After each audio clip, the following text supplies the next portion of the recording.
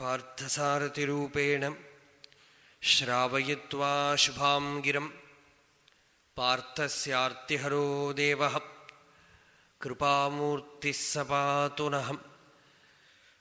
ഹരിഃ ഓം. ശ്രീഭഗവാൻ ഉവാച മയ്യാസക്തമനാഃ പാർത്ഥ യോഗം യുഞ്ജന്മദാശ്രയഃ അസംശയം സമഗ്രം മാം യഥാ ജ്ഞാസ്യസി തച്ഛൃണു. മയ്യാസക്തമനാഃ, ഹേ പാർത്ഥ, യോഗം യുഞ്ജന് മദാശ്രയഃ അസംശയം സമഗ്രം മാം യഥാ ജ്ഞാസ്യസി തത് ശൃണു.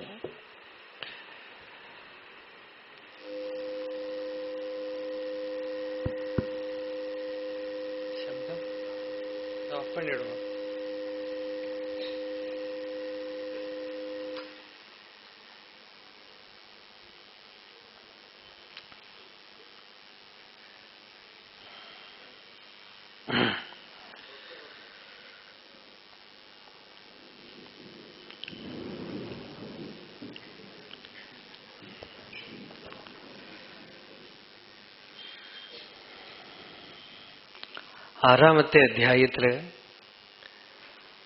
ധ്യാനയോഗത്തിനെ ഭഗവാൻ പറഞ്ഞു.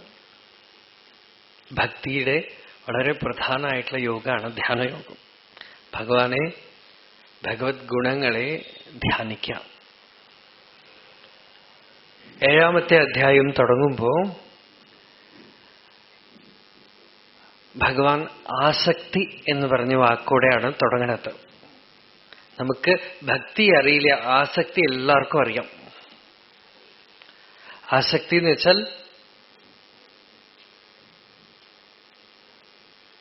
എന്താ? ആസക്തി എന്താ? ആസക്തിയാണ് നമ്മളെ ലോകത്തില് പിടിച്ചു നിർത്തിയിരിക്കുന്നത്. രാഗസ്വരൂപ പാഷാഢ്യം, ലളിതാ സഹസ്രനാമത്തിലെ ഒരു നാമാണ്. മായ നമ്മളെ പിടിച്ചു വെച്ചിരിക്കുന്നത് രാഗം എന്ന് പറയുന്ന കയറ് കഴുത്തിൽ കെട്ടിയിട്ടാണെന്നാണ്. അറ്റാച്ച്മെന്റ്, എന്തിനോടെങ്കിലുമൊക്കെ ഉള്ള പറ്റ്. ആ പറ്റുമാനം അല്ലെങ്കിൽ നമ്മളിവിടെ നിൽക്കില്ല. ആസക്തി, ആസക്തിയെ വിടൂ എന്ന് പറഞ്ഞാൽ വളരെ എളുപ്പം വിട്ടുപോല. ഭഗവാൻ പറയണു, ആസക്തി മുഴുവൻ എന്റെ അടുത്ത് വിടുമെന്നാണ്. ആസക്തി മുഴുവൻ മയി പരമേശ്വരേ ആസക്തം മനഃ.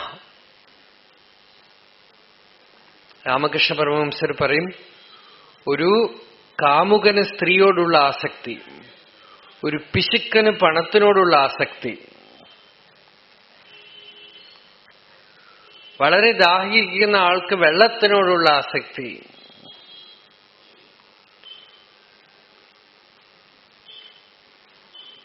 നദിക്ക് സമുദ്രത്തിനോടുള്ള ആസക്തി, ഇതൊക്കെ കൂടെ കൂടിച്ചേർന്നാൽ അത്രയും ഫോഴ്സോടുകൂടെ നിങ്ങൾക്ക് ഭഗവാനെ വേണം എന്ന് നിശ്ചയിക്കുകയാണെങ്കിൽ ഇപ്പൊ കിട്ടും എന്നാണ്.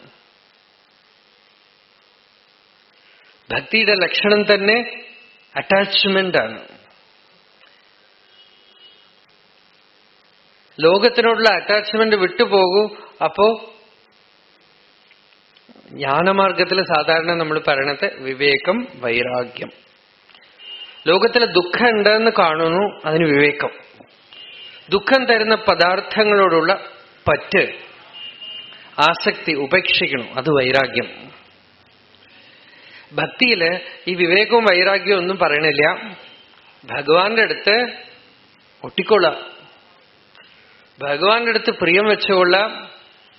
ആ പ്രിയം അധികരിക്കും തോറും ലോകത്തിനോടുള്ള പ്രിയം താനെ വിട്ടുപോകുന്നതാണ്. ഭാഗവതത്തിലെ ഗോപസ്ത്രീകൾ പറയണു, ഇതര രാഗവിസ്മാരണം നൃണം. കൃഷ്ണന്റെ അടുത്ത് രാഗം വരുംതോറും ഇതര രാഗവിസ്മാരണം, ലോകത്തിലുള്ള വിഷയത്തോടുള്ള രാഗം ഞങ്ങളൊന്നും വിട്ടില്ല, അത് പോയി, ഞങ്ങൾക്ക് സമയമില്ല എന്നാണ്. ഞങ്ങൾ ഉപേക്ഷിച്ചില്ല, അത് താനേ വിട്ടുപോയി. ഗളിതം, താനേ വിട്ടുപോയി. ഉപേക്ഷിക്കൊന്നും ചെയ്തില്ല, പക്ഷെ താനേ സ്വയമേവ വിട്ടുപോയി. കാരണം എന്താ? ആസക്തി മുഴുവൻ കൃഷ്ണന്റെ അടുത്താണ്, ആസക്തി മുഴുവൻ ഭഗവാന്റെ അടുത്താണ്. ഭഗവത് ആസക്തി, ലോകത്തിനോടുള്ള ആസക്തി താനെ കട്ട് ചെയ്ത് കളഞ്ഞതാണ്. അത് ചിലർക്ക് ചിലപ്പോ ഇത് ലളിതമായിരിക്കും, ചിലർക്ക് ചിലപ്പോ മുമ്പ് പറഞ്ഞ് ജ്ഞാനമാർഗം ലളിതമായിരിക്കും. നാരായണീയത്തിൽ ഭട്ടതിരി ഭക്തിയെ ഒരു സാധനയായിട്ട് പറയുമ്പോ ആദ്യം വിവേകം, പിന്നെ വൈരാഗ്യം, പിന്നെ ഭക്തി സാധന എന്നാണ് പറയുന്നത്. ദുഃഖാനി ആലോക്യ ജന്തുഷു അലം ഉദിത വിവേകോഹം ആചാര്യവർയാത് ലബ്ധ്വാ ത്വദ്രൂപതത്വം ഗുണചരിത കഥാതി ഉദ്ഭവദ്ഭക്തിഭൂമാം മായാമേനാം തരിത്വാം പരമസുഖമയേ ത്വത്പദേ മോദിതാഹേ തസ്യായം പൂർവരംഗഃ പവനപുരപതേ നാശയാശേഷരോഗാൻ ദുഃഖാനി ആലോക്യ ജന്തുഷു. ഭക്തിക്കും പൂർവം വിവേകവും വൈരാഗ്യം വേണമെന്നാണ്. നമ്മളൊരു സാധനാ പദ്ധതിയിൽ വരുമ്പോ വിവേക വൈരാഗ്യത്തോടുകൂടെ ഗുരുമുഖത്തിൽ നിന്നും ഭഗവത് ഗുണത്തിനെ, സ്വരൂപത്തിനെ, ഭഗവത് നാമത്തിനെയോ രൂപത്തിനെയോ ഒക്കെ അറിഞ്ഞ് ഭഗവത് തത്വത്തിനെ അറിഞ്ഞ് ഭജിക്കുക എന്നുള്ളത് സാധനാഭക്തി. ഭഗവാൻ പറയണത് ഇതൊന്നും സാധിക്കണില്ലെങ്കിൽ നിങ്ങള് ചിലർക്കൊക്കെ ശരീരവും മനസ്സും ഒക്കെ ലോകത്തിൽ പെട്ടിട്ടുണ്ടാവും. ജപം ചെയ്യാൻ പറ്റില്ല, പൂജ ചെയ്യാൻ പറ്റില്ല, ആരാധന ചെയ്യാൻ പറ്റില്ല, ഒന്നും സമയം നമ്മളുടെ കയ്യിലേ ഇല്ല. ധാരാളം ആളുകൾ എന്ന് പറയണത് അതാണ്. ഒക്കെ വേണമെന്നുണ്ട്, പക്ഷെ രാവിലെ 8 മണിക്ക് ഓഫീസിലേക്ക് പുറപ്പെട്ടാൽ രാത്രി 12 മണിയാവും തിരിച്ചു വരുമ്പോ. പലരുടെയും ഇന്നത്തെ കാലത്ത് പ്രാരബ്ധം അങ്ങനെയാണ്. പക്ഷെ അവരൊന്നും മോശക്കാരൊന്നും അല്ല, അതിൽ വളരെ വളരെ പഴുത്ത പഴം ആയിട്ടുള്ള ആളുകളെ ധാരാളം കാണുന്നുണ്ട്. എന്നുവെച്ചാൽ അവരുടെ പ്രാരബ്ധം നിവൃത്തിയില്ല, അവരൊരു ജോലിയിൽ ചേർന്നു, പുറത്തു വരാൻ വഴിയില്ല, സമയം മുഴുവൻ ആ ജോലി എടുക്കുകയാണ്. അതേസമയം ഉള്ളിൽ എവിടെയോ ഒരു നീറ്റലുണ്ട്, ഒരു അഗ്നിയുണ്ട്. അതിങ്ങനെ ഇറ്റ് മേക്സ് ദം റെസ്റ്റ്ലെസ്. അവര് സമാധാനത്തോടെ ഇരിക്കണമില്ല അവിടെ. ഈ ഭാഗവതത്തിൽ അങ്ങനെ ഒരു ക്ലാസ് പറയണ്ട്. ഗോപസ്ത്രീകള് ചിലരൊക്കെ കൃഷ്ണന്റെ ഓടക്കുഴൽ വിളി കേട്ട് ഓടിപ്പോയി. വേറെ ചില കൂട്ടര് പോവാൻ പുറപ്പെട്ട് അവരെ വീട്ടിൽ ഇട്ട് പൂട്ടിയിട്ടു. ഭർത്താവോ അച്ഛനോ അമ്മയോ പോവരുതെന്ന് പറഞ്ഞ് പൂട്ടിയിട്ടു. ഈ പൂട്ടിയിട്ടവര് പോവാൻ കഴിഞ്ഞില്ലല്ലോ, ആ വിരഹത്തിൽ തന്നെ അവരപ്പ തന്നെ അവരുടെ വാസന മുഴുവൻ വെന്തുപോയി എന്നാണ്. പൂർണ്ണമായ ഭഗവത് പ്രാപ്തിയെ വീട്ടിലിട്ട് പൂട്ടിയിട്ടപ്പോ നേടിയത്രേ. ദുസ്സഹ പ്രേഷ്ട വിരഹ തീവ്ര താപധുതാശുഭാഹ ധ്യാനപ്രാപ്ത അച്യുതാശ്ലേഷ നിർവൃത്യാ ക്ഷീണമംഗളാഹ തമേവ പരമാത്മാനം ജാരബുദ്ധ്യാപി സംഗതാഹ ജഹുർഗുണമയം ദേഹം സദ്യഃ പ്രക്ഷീണബന്ധനാഹ. ഭഗവാനോടുള്ള വിരഹതാപം കൊണ്ട് അവരുടെ പാപവാസനയൊക്കെ പോയി. ഭഗവാനെ ഹൃദയത്തിൽ ആലിംഗനം ചെയ്യുന്ന ആനന്ദം കൊണ്ട് പുണ്യം, സുഖം അനുഭവിക്കുമ്പോൾ പുണ്യം ക്ഷയിക്കും, ദുഃഖം അനുഭവിക്കുമ്പോൾ പാപം ക്ഷയിക്കും. രണ്ടു പോയി എന്നാണ്. ഇരുമ്പ് ചങ്ങലയും പൊട്ടി, സ്വർണ്ണ ചങ്ങലയും പൊട്ടി.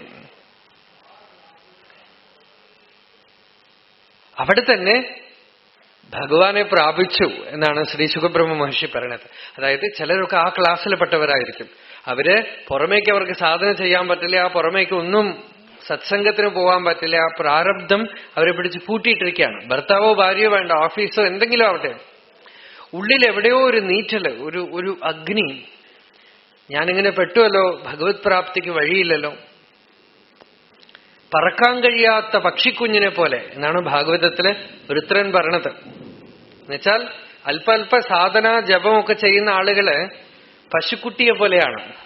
ആ പശുക്കിടാവ് കെട്ടിയിട്ടിരിക്കുന്ന കന്നുകുട്ടി ആ പശുവിന്റെ അകിട് നോക്കിയിട്ട് കയറിന് എത്ര നീളമുണ്ടോ അത്രയും നീണ്ടിട്ട് ഇങ്ങനെ നോക്കി നിൽക്കും. എന്നുവെച്ചാൽ അതിന് ഇത്തിരി നീളാൻ പറ്റും, എന്നാൽ അകിടില് വായത്തില്ല. സ്തന്യം യഥാ വത്സതരം ക്ഷുധാർത്താഹ. അതിനു മുമ്പൊരു എക്സാമ്പിൾ പറഞ്ഞു, അജാതപക്ഷ ഇവ മാതരം ഖഗാഹ എന്നാണ്. ചിറകു മുളയ്ക്കാത്ത പക്ഷിക്കുഞ്ഞ് തള്ളപക്ഷിയെ കാത്തുകൊണ്ടിരിക്കും. അതിന് പറക്കാൻ പറ്റില്ല, ഒന്നും പറ്റില്ല, കരയാനേ പറ്റുള്ളൂ. ഇതുപോലെ ചിലപ്പോൾ നമ്മളൊരു സ്റ്റേറ്റിൽ ഉണ്ടാവും, നമ്മൾക്കൊന്നും ചെയ്യാൻ പറ്റില്ല, സാധനയോ ഒന്നും ചെയ്യാൻ സാധിക്കില്ല എന്ന് വെച്ചോളൂ. എങ്കിലും ഉള്ളിൽ ഈ നീറ്റലുണ്ടല്ലോ, ഭഗവാനെ പ്രാപിക്കാൻ കഴിഞ്ഞില്ല, ഭഗവത് പ്രാപ്തി ഉണ്ടായില്ലല്ലോ, ആത്മസാക്ഷാത്കാരം ഉണ്ടായില്ലല്ലോ, ഇങ്ങനെ ഞാൻ സംസാരിയായിട്ട് ഇരിക്കണമല്ലോ, എനിക്ക് എപ്പോ ആ സത്യം കിട്ടും എന്ന് തീവ്രമായിട്ടുള്ളിൽ ആ മുമുക്ഷുത്വം, ഭക്തി, വിരഹഭക്തി ഉള്ളിലുണ്ടായാൽ ആ ക്ഷണം തന്നെ ഭഗവത് പ്രാപ്തി ഉണ്ടാവും. ഇതൊക്കെ ആസക്തിയാണ്, ഭഗവാനോടുള്ള ആസക്തിയാണ്. മൈ ആസക്തമനാഹം യോഗത്തിന് വളരെ പ്രധാനതാണ്. അതുകൊണ്ടാണ് ഭഗവാൻ ആദ്യം പറഞ്ഞത്. ഇപ്പൊ യോഗം, ഈ ആസക്തി ഇല്ലാതെയും യോഗം ചെയ്യാം. ഇപ്പൊ ധാരാളം സ്കൂളുകളിൽ യോഗ പറഞ്ഞു കൊടുക്കുന്നുണ്ട്, കോളേജിൽ യോഗ പറഞ്ഞു കൊടുക്കുന്നുണ്ട്, IT കമ്പനീസിൽ യോഗ പറഞ്ഞു കൊടുക്കുന്നുണ്ട്.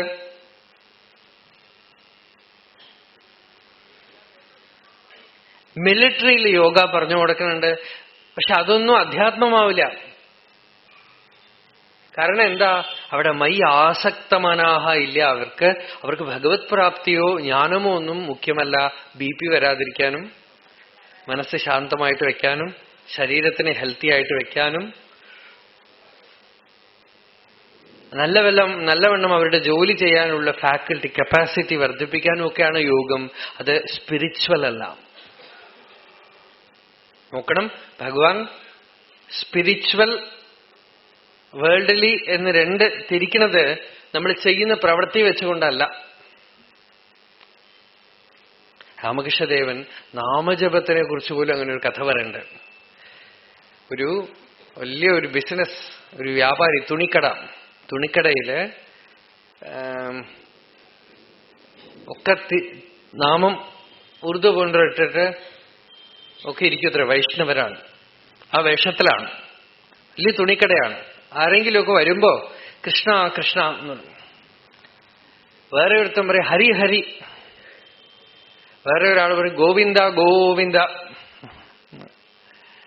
എന്താന്ന് വെച്ചാൽ ഈ വന്ന ആളെങ്ങനെയാണ് എന്നുള്ളതിന് കോഡ് ഭാഷയാണ് അത്ര കൃഷ്ണ കൃഷ്ണ. നല്ലവണ്ണം തട്ടിക്കോളൂ, ഉള്ളൊക്കെ ഹരിച്ചോളൂ, ഹരി ഹരി. ഒരേ നാമം, ഏത് നാമമാണോ നമുക്ക് ഭഗവത് ഭക്തിക്ക് കാരണമാവണത്, അതേ നാമം ഇവന് ഭഗവാൻ എന്നുള്ള ലക്ഷ്യമേ ഇല്ലെങ്കിൽ,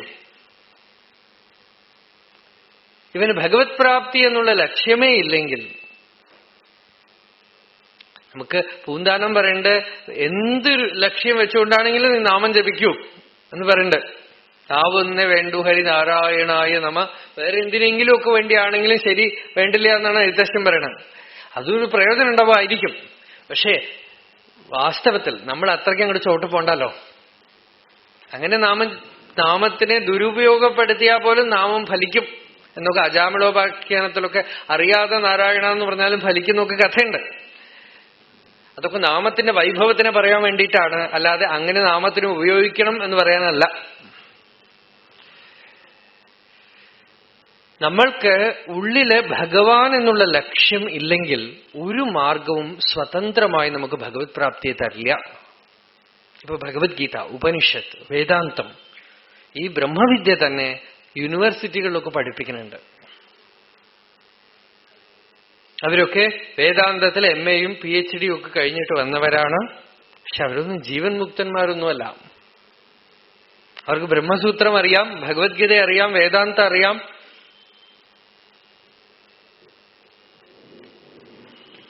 ആത്മജ്ഞാനം എന്താണെന്നോ അല്ലെങ്കിൽ അത് ഈ ജന്മത്തിൽ സാധിക്കുമെന്ന് ഊഹിക്കുക പോലും അവർ ചെയ്തിട്ടില്ല. വളരെ വിചിത്രമാണ്, വളരെ മിസ്റ്ററിയാണ്.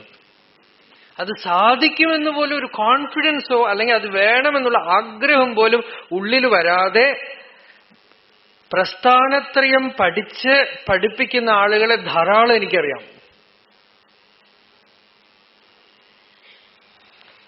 അപ്പൊ എന്താ വ്യത്യാസം? ഇത് സ്വതന്ത്രമായി അത് ജ്ഞാനത്തിനെ കൊടുക്കില്ല. അതേപോലെ യോഗ ടീച്ചേഴ്സ് പലരും, അവര് ടീച്ചേഴ്സാണ്, യോഗ ടീച്ചേഴ്സാണ്. എന്തിനാ യോഗം പഠിപ്പിക്കണതെന്ന് വെച്ചാൽ അവരത് യോഗം പ്രചരിപ്പിക്കണം എന്നൊരു മിഷൻ എടുത്തിരിക്കുകയാണ് അവര്. എന്തിനാ? എല്ലാവരും ആരോഗ്യമായിട്ടിരിക്കണം. യോഗം വലിയ ശാസ്ത്രമാണ്, അവർക്കും ആരോഗ്യമുണ്ട്, അത് തെറ്റില്ല. ഇതൊക്കെ ഒരു ഡോക്ടർ നമുക്ക് സമൂഹത്തിൽ ആവശ്യമാണ്. ടീച്ചേഴ്സ് ആവശ്യമാണ്, അതുപോലെ തന്നെ ഇവരൊക്കെ ആവശ്യമാണ്. പക്ഷെ ഇതൊന്നും സ്വതന്ത്രമായി ഭഗവത് പ്രാപ്തിക്കോ ഭക്തിക്കോ അധ്യാത്മത്തിനോ ബ്രഹ്മവിദ്യയാവില്ല അതൊന്നും. അപ്പൊ ബ്രഹ്മവിദ്യ എപ്പോഴാവണത്? എപ്പോഴാണോ നമ്മൾ തീരുമാനിക്കണത് എനിക്ക് അലൗകികമായ ആ സത്യത്തിനെ അറിയണം, ഭഗവത് പ്രാപ്തി വേണം, അല്ലെങ്കിൽ ആത്മജ്ഞാനം വേണം, പൂർണ്ണമായ നിവൃത്തി വേണം, പൂർണ്ണമായ സ്വാതന്ത്ര്യം വേണം എന്ന് എവിടെയോ ഹൃദയത്തിന്റെ ആഴങ്ങളിൽ എവിടെയോ ഒരു നിശ്ചയം വരിക. ആ നിശ്ചയം വരുമ്പോഴാണ് നമ്മളുടെ ജീവിത പദ്ധതി, ജീവിതത്തിന്റെ പ്രോസസ്സ് തന്നെ മാറിപ്പോണത്.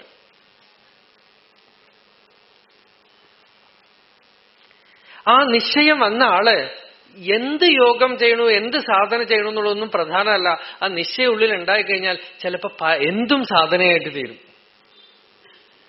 വാസ്തവത്തിൽ സാധന മുഖ്യമല്ല, ഈ നിശ്ചയമാണ് മുഖ്യം. ഈ നിശ്ചയം ഉള്ളിൽ വന്നാൽ അയാളോട് നാമം ജപിച്ചോളൂ മതി എന്ന് പറഞ്ഞാൽ മതി.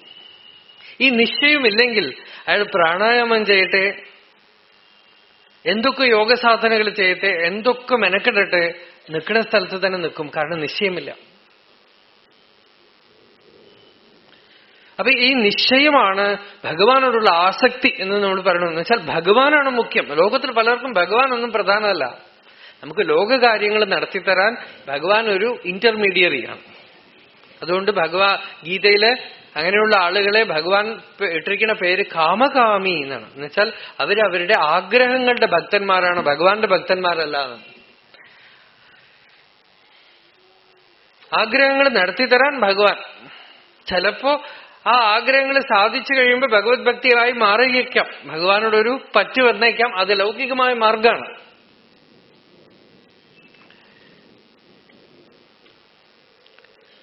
ലോകത്തില് സാധാരണ ഭഗവാനാണ് പ്രധാനം, ഭഗവത് പ്രാപ്തി വേണമെന്നൊന്നുമല്ല. രാമകൃഷ്ണ പരമഹംസർ കാളിയെ പൂജിച്ചുകൊണ്ടിരിക്കുമ്പോൾ ദക്ഷിണേശ്വരില് ഉള്ളില് ഒരു വേഗം ഉണ്ടായി.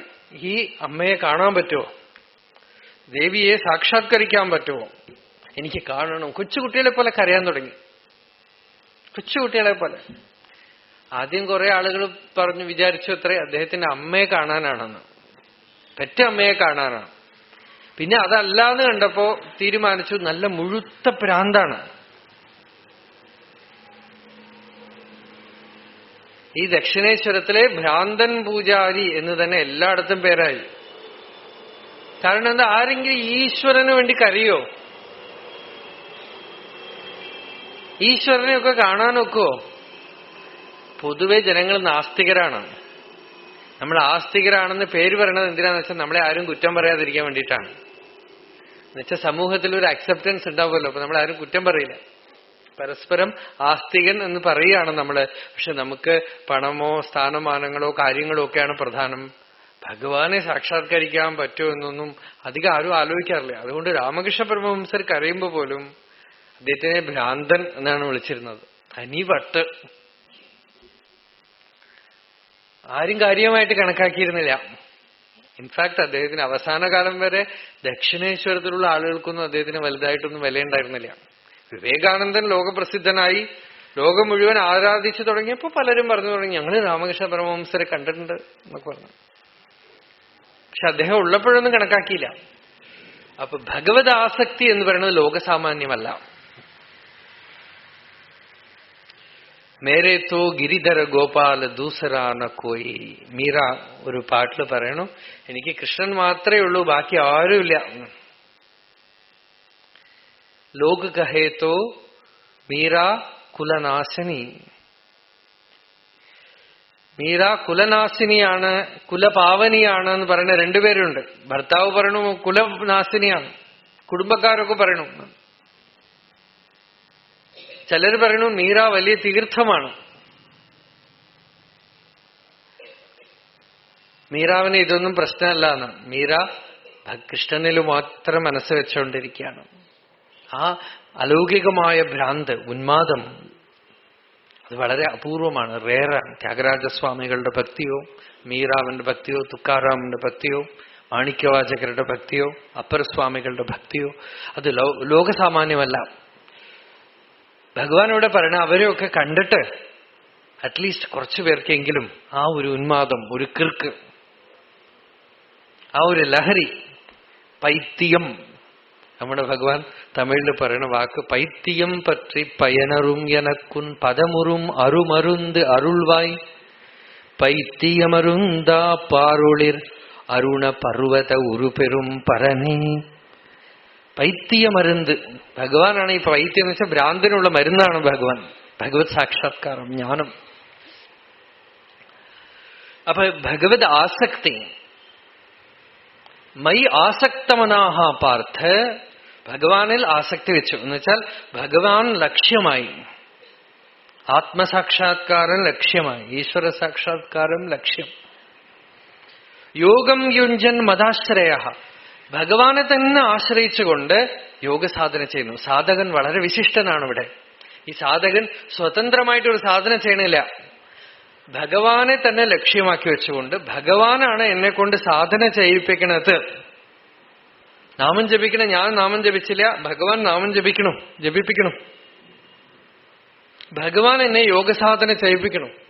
Completely guided from within. ഉള്ളിലുള്ള ശക്തി ഉണർന്നു കഴിയുമ്പോൾ നമ്മൾ എന്തു മന്ത്രം ജപിക്കണം, എങ്ങനെ സാധന ചെയ്യണം, എങ്ങനെ ധ്യാനിക്കണം, എങ്ങനെ യോഗസാധന ചെയ്യണം, എന്ത് പുസ്തകം പഠിക്കണം, ഒക്കെ all instructions will come from within. സമയസമയത്തിന് വരും. ഞാൻ ഒരു സ്റ്റേജിൽ ഒരു പ്രത്യേക പുസ്തകം യോഗ വിഷയമായിട്ട് വേണമെന്ന് വല്ലാതെ ആശയം, കുറേ സ്ഥലത്ത് അന്വേഷിച്ചു, കിട്ടിയതേ ഇല്ല. കുറേ സ്ഥലത്ത് പോയി അന്വേഷിച്ചിട്ട് വന്നു, കിട്ടിയില്ല.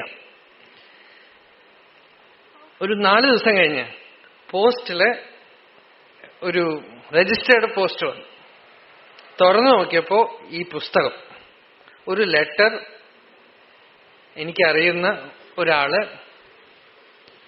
വളരെ ദൂരത്തെ ഒരു സ്ഥലത്തുനിന്ന് എനിക്ക് നിങ്ങൾക്ക് ഈ പുസ്തകം അയക്കണം എന്ന് തോന്നി. ഈ പുസ്തകം എന്റെ അടുത്ത് ഉണ്ടായിരുന്നില്ല. ഇത് ഞാൻ പ്രിന്റേഴ്സിന് എഴുതിയിട്ട് അവരെ കൊണ്ട് വരുത്തിച്ചിട്ട് അയക്കുകയാണ് എന്ന് പറഞ്ഞൊരു ലെറ്റർ. ഒരു പുസ്തകം വേണമെങ്കിൽ കറക്റ്റ് സമയത്തിന് കിട്ടും. നിങ്ങൾക്ക് എന്ത് മന്ത്രോപദേശം വേണോ സമയത്തിന് കിട്ടും. നിങ്ങൾ ഏത് സാധനയിൽ സഞ്ചരിക്കണമോ ആ സാധനയിൽ വഴി കാണിക്കപ്പെടും. നിങ്ങൾ എപ്പോ ഉറങ്ങണോ അത് നിശ്ചയിക്കപ്പെടും. നിങ്ങൾ എപ്പോ ധ്യാനിക്കണോ അത് നിശ്ചയിക്കപ്പെടും. നിങ്ങൾ പ്രാണായാമം ചെയ്യണോ അത് നിശ്ചയിക്കപ്പെടും. നിങ്ങൾക്ക് അതൊക്കെ ഏതെങ്കിലും ഒരു സാധനം നിർത്തണോ നിശ്ചയിക്കപ്പെടും. ആരും പറഞ്ഞു തരാതെ നിങ്ങൾ ചെയ്തു തുടങ്ങും. എപ്പോ എന്ന് വെച്ചാൽ മതാശ്രയ യോഗം യുഞ്ജൻ. ഇവൻ യോഗിയാണ്, ഇവൻ ചെയ്യുന്ന സാധനകൾ യോഗമാണ്. എപ്പോ ഭഗവാനെ, അന്തര്യാമിയായ ഭഗവാനെ ആശ്രയിച്ചിരിക്കുകയാണ്. ഇൻസ്ട്രക്ഷൻ ഉള്ളുന്ന് വരും, ഇൻറ്റ്യൂട്ടീവായിട്ട് വരും. പുസ്തകം നോക്കിയിട്ടൊന്നും ചെയ്യണ്ട. ഈ പുസ്തകം നോക്കി ഞാൻ ഇങ്ങനെ മെഡിറ്റേഷൻ ചെയ്യണോ, ഇങ്ങനെ സാധന ചെയ്യണോ, ഇങ്ങനെ പ്രാണായാമം ചെയ്യണോ, ഇങ്ങനെ ഭക്തി ചെയ്യണോ, ഇന്ന രീതിയിൽ പൂജ ചെയ്യണോ, ഒന്നും വേണ്ട. എന്ത് ഭക്തി, എങ്ങനെ നാമം ജപിക്കണം, എങ്ങനെ ഭഗവാനെ ധ്യാനിക്കണം, ഒക്കെ ഉള്ളത് വരും.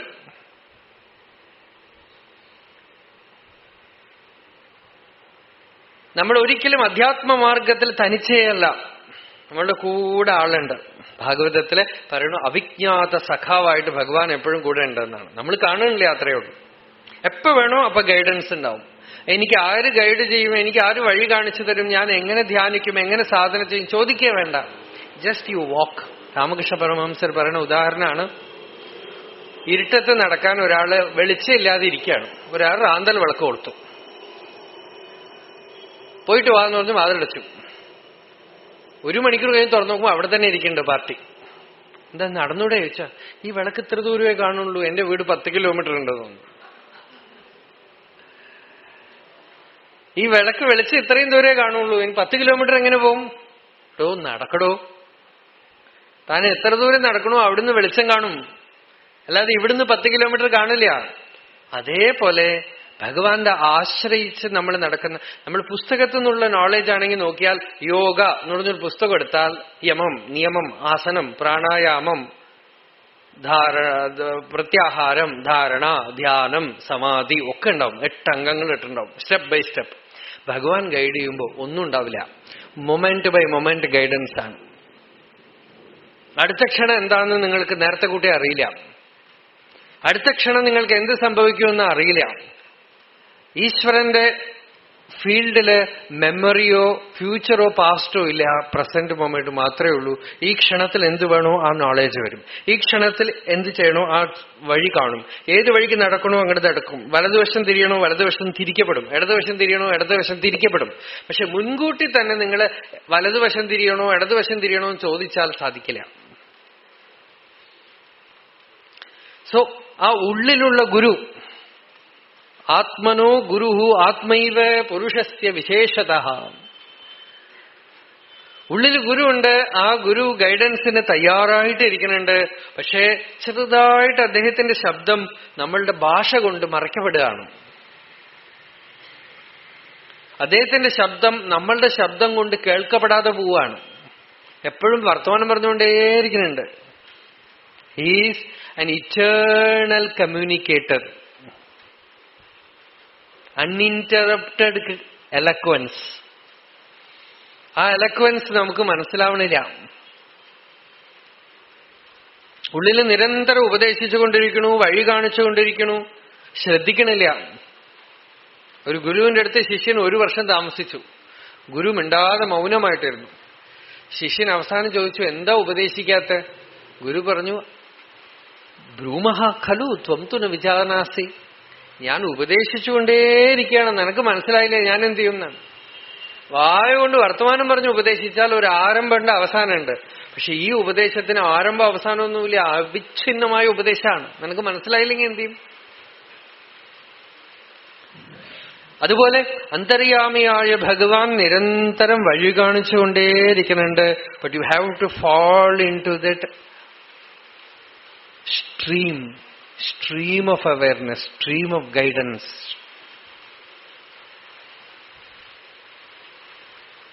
ഉള്ളില് ആ വഴി കാണിക്കുന്ന ആ ശക്തിയെ, അതിന്റെ ഭാഷ, നമ്മൾ തമിഴും മലയാളവും സംസ്കൃതവും ഇംഗ്ലീഷും ഒക്കെ പഠിച്ചത് കാരണം ആ ഭാഷ മറന്നുപോയിരിക്കണം.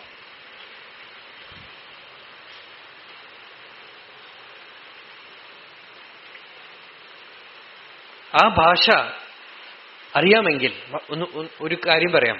നോക്കൂ, എങ്ങനെയാ ഗൈഡൻസ് വരണമെന്ന് പറയാം. തിരുവണ്ണാമലയിൽ പൗർണമിക്ക് ഭയങ്കര തിരക്കാണ്. ഇപ്പോ ഒരു 11 വർഷമായി ഒരു പ്രതിഭാസമാണ്. മുമ്പൊന്നും ഈ തിരക്കില്ല. ഒരു 11 വർഷമായിട്ടുള്ളൂ ഈ തിരക്ക്. ഭയങ്കര തിരക്കാണ്. ഭയങ്കര തിരക്കെന്ന് വെച്ചാൽ 2 ലക്ഷം പേരൊക്കെ ഉണ്ടാവും പ്രദക്ഷിണത്തിന്. അപ്പൊ ഞങ്ങളവിടെ കുറെ കാലമായിട്ട് അവിടെ പരിചയമുള്ള ആളുകൾക്ക് കുറച്ച് വിഷമുണ്ട്. ഈ തിരക്കൊക്കെ കണ്ടിട്ട് ഇങ്ങനെ ഒരു തിരക്ക് ഈ പൗർണമി ഒരു ദിവസമേ ഉണ്ടാവുള്ളൂ ആ തിരക്ക്.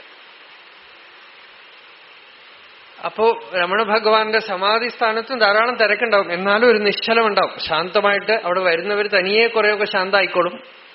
ആ പൗർണമി തിരക്കിനിടയിൽ പോലും ചിലപ്പോ ആ നിശ്ചലമായിട്ടിരിക്കും. അപ്പോ ഒരു ഞായറാഴ്ച പൗർണമിയാണ്, നല്ല തിരക്ക്. ഞാൻ അതിനകത്ത് കയറിപ്പോയി. ഒരു 300 പേരുണ്ട് അവിടെ ആയിട്ട് ഇരിക്കുന്നുണ്ട്. ഒക്കെ വേറെ വേറെ ആളുകളാണ്, പല സ്ഥലങ്ങളിലായിട്ട് ഇരിക്കുന്നുണ്ട്. അകത്ത് ചെന്നപ്പോ തന്നെ ഈ തിരക്കിലും നിശ്ചലമായിട്ടുണ്ട്. ഭഗവാന്റെ സമാധി മുമ്പിൽ ചെന്ന് ഞാനവിടെ നിന്നു. പതിവ് പോലെ നമസ്കരിച്ചു. ഒരു പ്രദക്ഷിണം വെച്ചു. കൂടെ 2-3 പേരുണ്ട്. പ്രദക്ഷിണം വെച്ച് പുറത്തു വരുമ്പോ അവിടെ ധ്യാനിച്ചുകൊണ്ടിരിക്കുന്ന ഒരു പയ്യൻ. അയാള് പ്രദക്ഷിണത്തിന് പോണ വഴിയാണ്, അവിടെ കയറിയതാണ്, ഇരുന്ന് ധ്യാനിക്കുകയാണ്. കണ്ണു തുറന്നതും അവൻ എന്റെ പുറകെ വന്നു. പുറകെ വന്നിട്ട് രമണ മഹർഷിയുടെ ഉപദേശം എന്താണ് എന്ന് ചോദിച്ചു. ഒരു 5 മിനിറ്റ് ഞാൻ പറഞ്ഞു കൊടുത്തു. ഇയാൾ വന്ന് ധൈര്യമായിട്ട് എന്റെ അടുത്ത് വന്ന് ചോദിച്ചപ്പോ അപ്പൊ ഞാൻ ധരിച്ചു എവിടെയെങ്കിലുമൊക്കെ എന്നെ കണ്ടിട്ടുണ്ടാവുമായിരിക്കും, എവിടെയെങ്കിലുമൊക്കെ അല്ലെങ്കിൽ പ്രഭാഷണം കേട്ടിട്ടുണ്ടാവുമായിരിക്കും, എന്തെങ്കിലും പരിചയം കാരണമായിരിക്കും എന്റെ അടുത്ത് വന്ന് ചോദിക്കണത്. അല്ലെങ്കിൽ ഒന്ന് ചോദിക്കാൻ ഒരു ലോജിക്കില്ലല്ലോ. അപ്പൊ ഇയാള് എഴുന്നേറ്റ് വന്ന് എന്റെ അടുത്ത് വന്ന് ചോദിച്ചു. ഞാൻ പറഞ്ഞു കൊടുത്തിട്ട് ഞാൻ ചോദിച്ചു, എന്നെ നിങ്ങൾക്ക് എങ്ങനെ അറിയാം എന്ന് ചോദിച്ചു. അയാൾ പറഞ്ഞു, എനിക്കറിയില്ല. എനിക്കറിയില്ല. പിന്നെ എങ്ങനെ എന്റെ പുറകെ വന്ന് ചോദിച്ച്? ഞാൻ ആരുടെ അടുത്തോ, ഒരു സ്വാമിയുടെ അടുത്തോ ഗുരുവിന്റെ അടുത്തോ എനിക്ക് അധ്യാത്മമായിട്ട് ഉപദേശം കിട്ടണം എന്ന് പറഞ്ഞു. അദ്ദേഹം പറഞ്ഞു, അരുണാചലത്തിന് 3 പ്രാവശ്യം പൗർണമി പ്രദക്ഷിണം ചെയ്യാം. 3ാമത്തെ പ്രദക്ഷിണം കഴിഞ്ഞ് മഹർഷിയുടെ സമാധിയുടെ മുമ്പിൽ പോയി കണ്ണടച്ചിരിക്കൂ. കണ്ണു തുറന്നിട്ട് ആദ്യം കാണുന്ന ആളുടെ അടുത്ത് ചോദിക്കാം.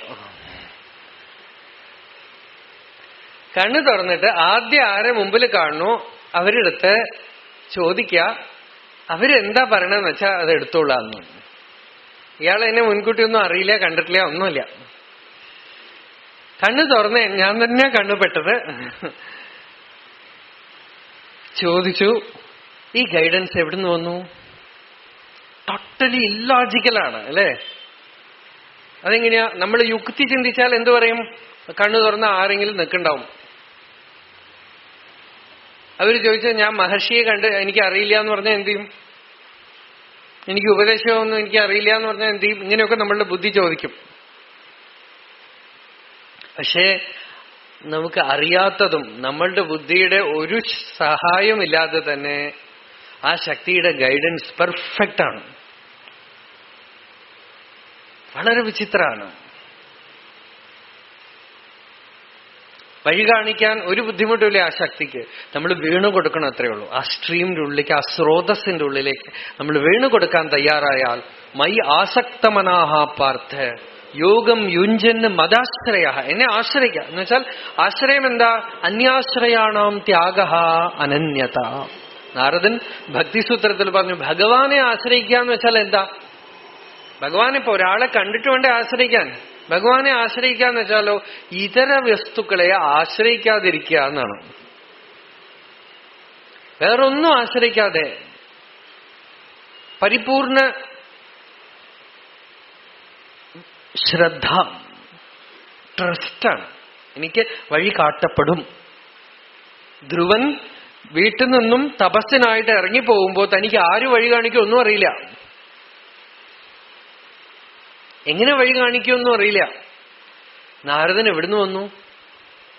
5 വയസ്സ് കുട്ടി ഇറങ്ങി പുറപ്പെട്ടതാ. എവിടുന്ന് വന്നു നാരദ മഹർഷി? മുമ്പിൽ വന്നു. ഇത് നമുക്ക് പഴയ കഥ അല്ലേ? നിങ്ങൾ നടന്നു നോക്കൂ, നിങ്ങൾക്കും അതേപോലെ വരും. ഭഗവാനെ ആശ്രയിച്ചുകൊണ്ട് യോഗം എന്ന് വെച്ചാൽ അധ്യാത്മ സാധന എന്നർത്ഥം. യോഗം എന്ന് വെച്ചാൽ പ്രാണായാമാദി യോഗം എന്ന് മാത്രം അർത്ഥമല്ല. Any kind of spiritual practice, ഏത് രീതിയിലുള്ള സാധനയാവട്ടെ, ഭക്തിയോ ജ്ഞാനമോ ഏത് മാർഗത്തിലാവട്ടെ, നമ്മളെ ഗൈഡൻസിനുള്ള ഒരു പവർ ഉണ്ട്. ഗർഭത്തിൽ കിടക്കുമ്പോ ഏതൊരു ശക്തി നിങ്ങൾക്ക് ഭക്ഷണം തന്നുവോ, ഗർഭത്തിൽ കിടക്കുമ്പോ ഏതൊരു ശക്തി നിങ്ങളെ സംരക്ഷിച്ചോ, ആ ശക്തി നിങ്ങൾ ഗർഭത്തിൽ നിന്ന് പുറത്തു വന്ന ശേഷം മരിച്ചു പോയിട്ടൊന്നുമില്ല. സദാ അത് പുറകുണ്ട്, സദാ അതിന്റെ സംരക്ഷണമുണ്ട്, അതിന്റെ വഴി കാണിക്കലുണ്ട്, എല്ലാം ഉണ്ട്. രമണ മഹർഷി കാണാൻ വന്ന മഹർഷിയുടെ പാർഷദന്മാരിൽ കുഞ്ചുസ്വാമി പാലക്കാട് നിന്ന് തിരുവണ്ണാമലയ്ക്ക് വന്നു. പഴയ കാലത്ത് 1920 കുഞ്ചുസ്വാമി പറയും, പാലക്കാടൻ തിരുവണ്ണാമലയ്ക്ക് വരാൻ കയ്യിൽ പൈസ ഇല്ല. അന്ന് അവിടുന്ന് അരുണാചലത്തിലേക്ക് വരണമെങ്കിൽ എത്രയോ അണ കണക്ക് ട്രെയിനിന് വേണം. അത് നോക്കിയപ്പോ ഒരു ദിവസം ഈ വിഷമത്തോടുകൂടെ കിടന്നുറങ്ങിയപ്പോ സ്വപ്നത്തില് ശിവൻ വന്നിട്ട് പറയാണ്, ഇന്ന മരത്തിന്റെ ചുവട്ടിൽ പോയി നോക്കൂന്നാണ്. ആ മരത്തിന്റെ ചുവട്ടിൽ പോയി നോക്കി ഇത്രയാണ് പണം അവിടെ കിടക്കുന്നുണ്ട്. സ്വാമി അതെടുത്തിട്ടാണ് ടിക്കറ്റ് വാങ്ങിച്ചത് ട്രെയിനിന്. എന്നിട്ട് കാട്ട്പാടിയിൽ വന്ന് ഇറങ്ങിയിട്ട് വിശക്കണമെന്ന് പറഞ്ഞാൽ അതിന് കുറച്ച് പണം എടുത്തിട്ട് എന്തോ പഴോ എന്തോ വാങ്ങി കഴിച്ചു. പണം പിന്നെ തികഞ്ഞില്ല അവിടുന്ന് തിരുവണ്ണാമലയ്ക്ക് വരാൻ. പിന്നെ അവിടുന്ന് ടിക്കറ്റ് ചോദിച്ചപ്പോ 4 എണ്ണം കുറയണു. റെയിൽവേ ട്രാക്കിൽ നോക്കിയപ്പോ എന്തോ മിന്നണു. ഇറങ്ങി നോക്കിയപ്പോ 4 എണ്ണേ ഉള്ളൂ, അതിൽ കൂടുതലില്ല. കുഞ്ചുസ്വാമി പറയും, ലാസ്റ്റ് വരെ കുഞ്ചുസ്വാമി പറയും, ഭഗവാൻ നമുക്ക് എന്താ വേണ്ടെന്ന് വെച്ചാൽ അത് തരും, കൂടുതലൊന്നും തരില്ല. കറക്റ്റായിട്ട് 4 എണ്ണം അവിടെ കിടക്കേണ്ടതെന്നാണ്. ടിക്കറ്റിനുള്ള പൈസ ആയിട്ട്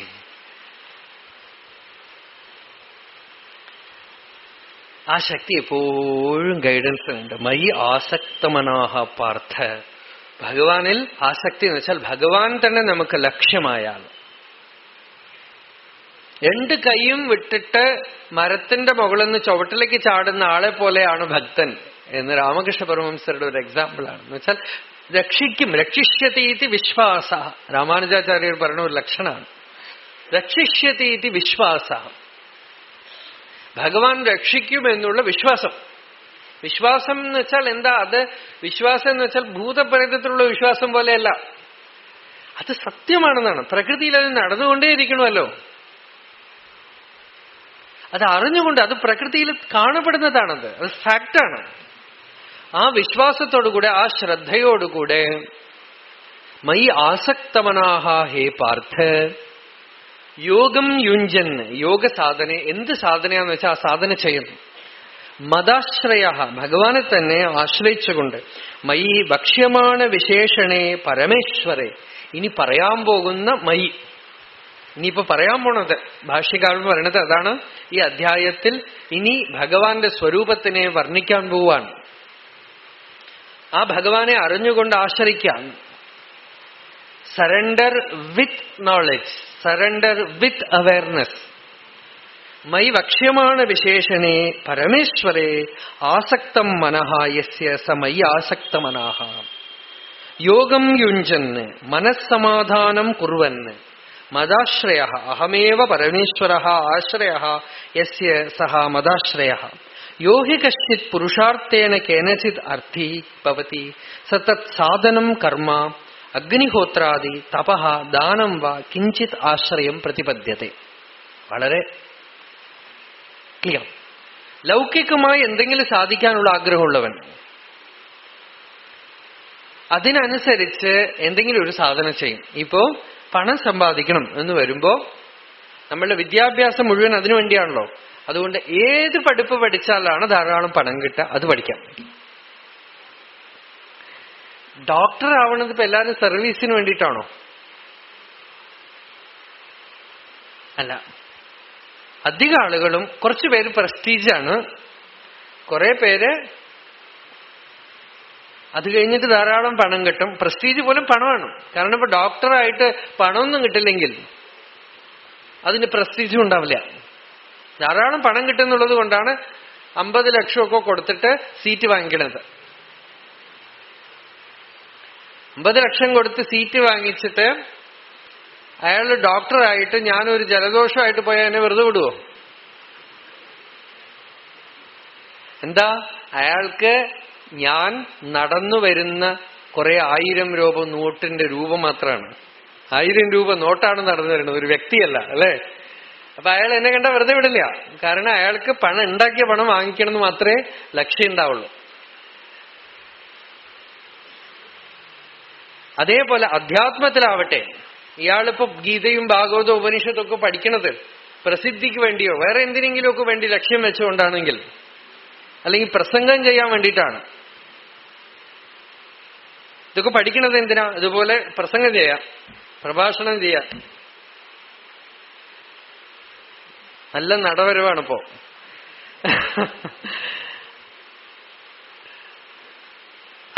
അതിനു വേണ്ടിയിട്ടാണ് ഇത് എന്ന് വെച്ചാലോ, അപ്പോ അത് അതിനു വേണ്ടിയായി.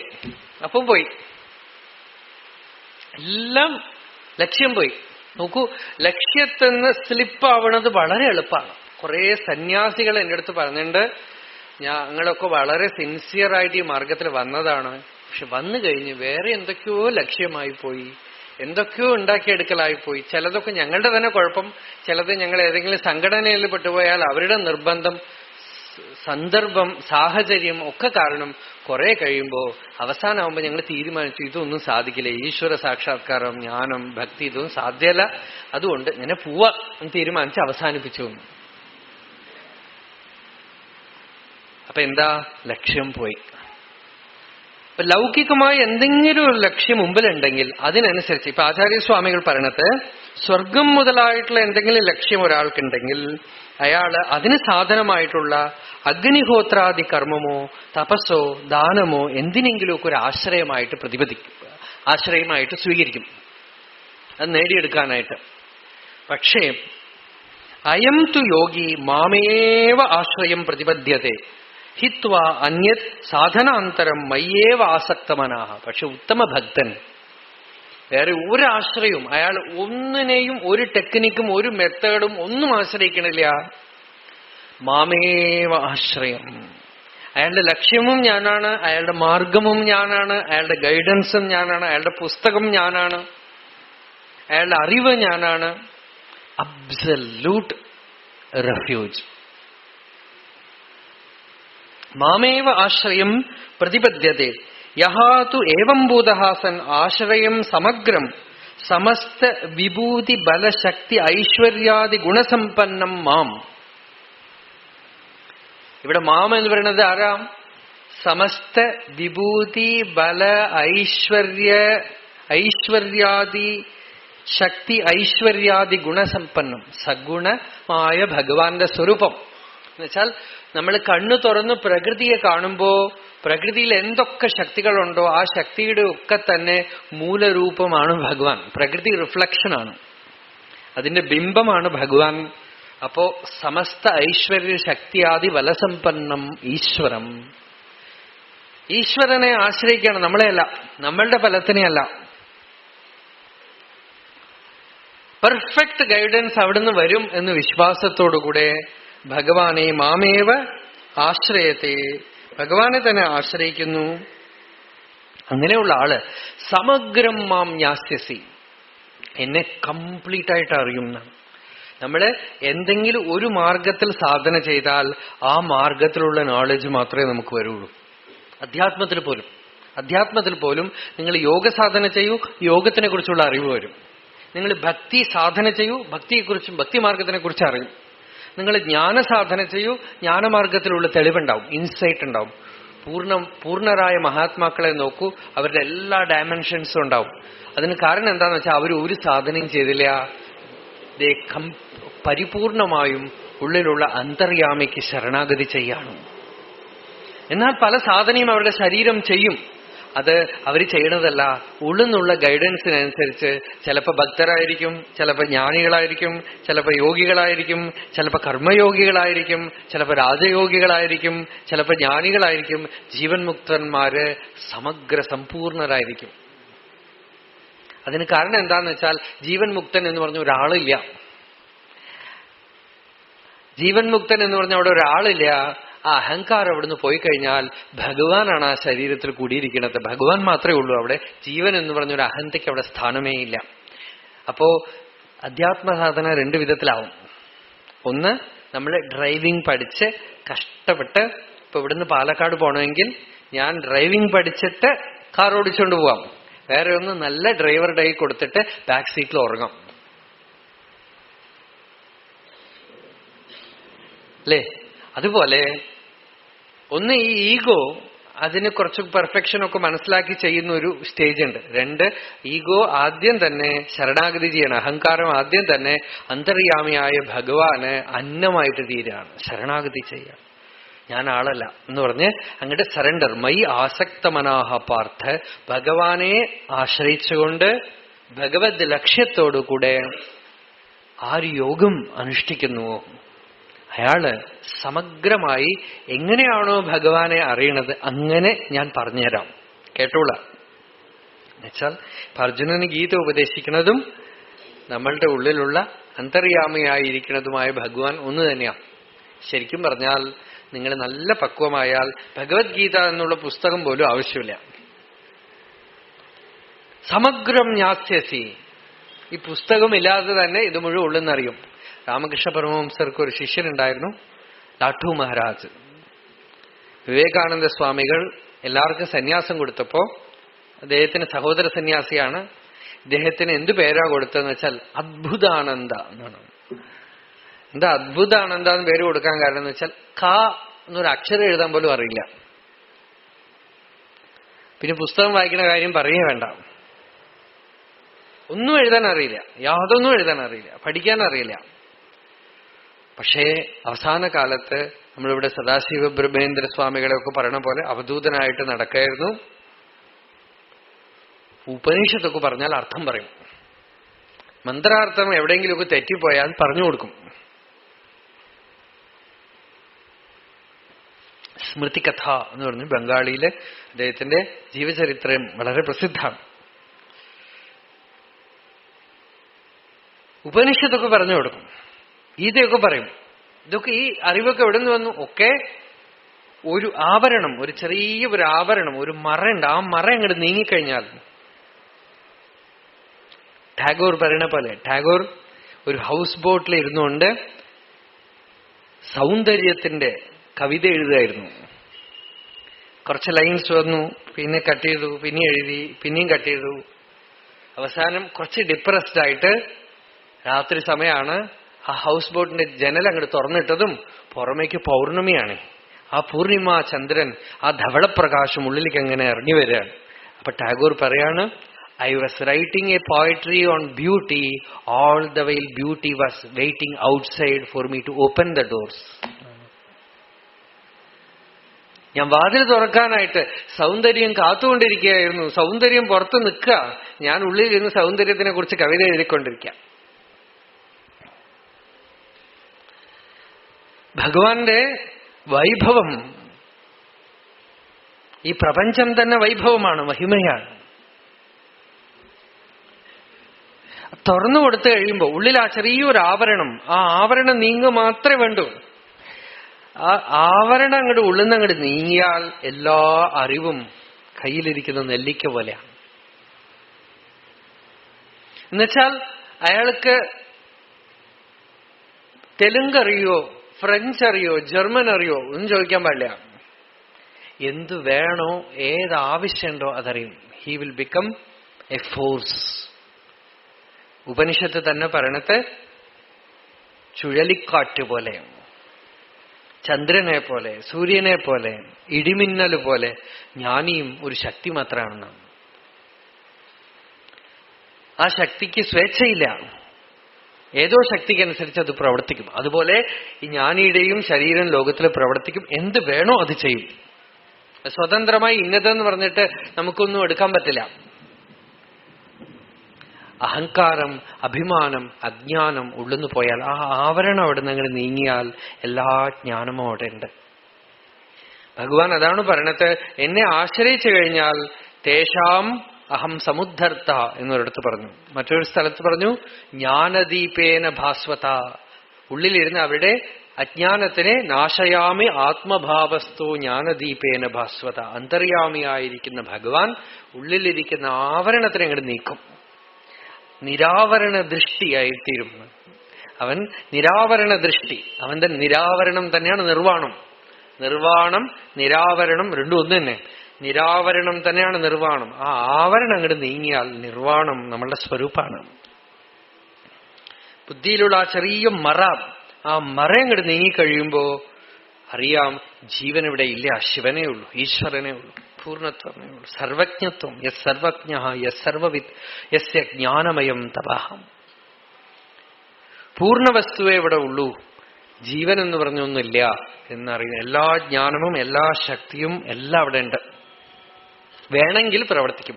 എപ്പോഴും അത് സ്വേച്ഛയാ അതിനെ ഉപയോഗിക്കാൻ ഒരു അഹങ്കാരമില്ലല്ലോ. അതുകൊണ്ട് സ്വേച്ഛയാ ഉപയോഗിക്കാന്നുള്ള ക്വസ്റ്റ്യനെ വരണില്ല. അത് സ്വതന്ത്രമായി വേണമെന്നുള്ളപ്പോൾ അത് പ്രവർത്തിക്കും. അപ്പോ ഭഗവാൻ ഇവിടെ പറയണത്, ആരെന്നെ ആശ്രയിച്ചുകൊണ്ട് യോഗം ചെയ്യുന്നു അവർക്ക് സമസ്ത ജ്ഞാനവും ആവരണം നീങ്ങി അവരുടെ കയ്യിൽ കിട്ടും. ഭഗവാൻ അർജുനനോട് പറയണതാണ്. അടുത്ത ശ്ലോകം നോക്കൂ. തത്വം തച്ഛ മദ്വിഷയം. ആ എന്റെ വിഷയമായ ജ്ഞാനം നിനക്ക് ഞാൻ തരാം. ഇവിടെ അർജുനനോട് ഭഗവാൻ സംസാരിക്കണു. എന്നുവെച്ചാൽ അർജുനന് ഭഗവാൻ അത് കാണിച്ചു കൊടുക്കണു. നമ്മളുടെ ഉള്ളിലിരുന്നും ഭഗവാൻ നമുക്ക് സമയമാകുമ്പോ കാണിച്ചു തരും. അടുത്ത ശ്ലോകം നോക്കൂ. ജ്ഞാനം തേഹം സവിജ്ഞാനം ഇദം വക്ഷ്യാമി അശേഷതഃ യജ്ഞാത്വാ നേഹ ഭൂയോന്യത് ജ്ഞാതവ്യം അവശിഷ്യത്തെ.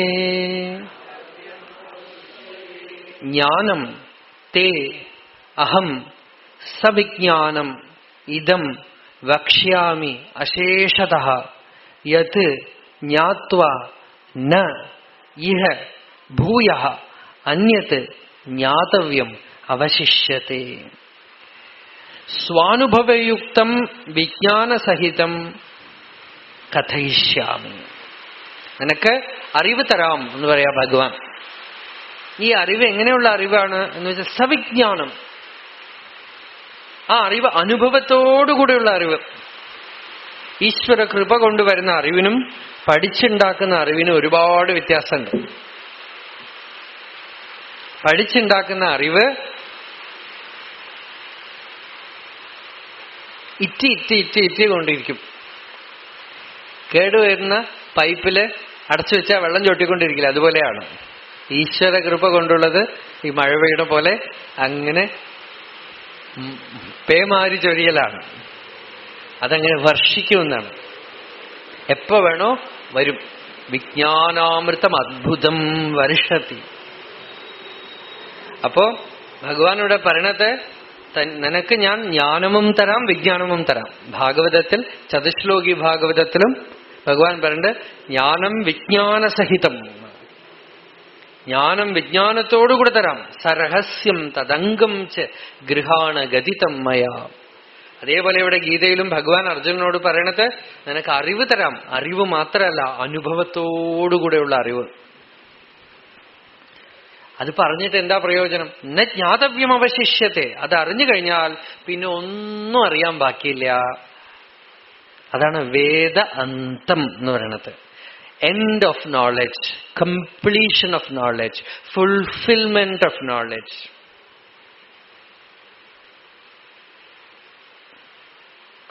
അറിവിന്റെ സമ്പൂർണത, അറിവിന്റെ സമഗ്രത, അറിവിന്റെ സമ്പത്തി.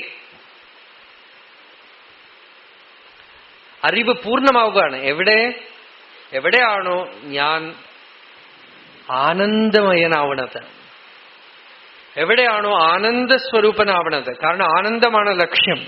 ആനന്ദസ്വരൂപനാവണത്, ദുഃഖം എന്നെ വിട്ടുപോണത്, ഭയം എന്നെ വിട്ടുപോണത്, ജിജ്ഞാസ എന്നെ വിട്ടുപോണത്. അവിടെ അറിവ് പൂർണ്ണമായി. ഭയം വിട്ടുപോയി, ജിജ്ഞാസ വിട്ടുപോയി, ഒന്നും അറിയാനുള്ള ആഗ്രഹമില്ല. യജ്ഞാത്വാ നേഹഭൂയോന്യത് ജ്ഞാതവ്യം അവശിഷ്യത്തെ.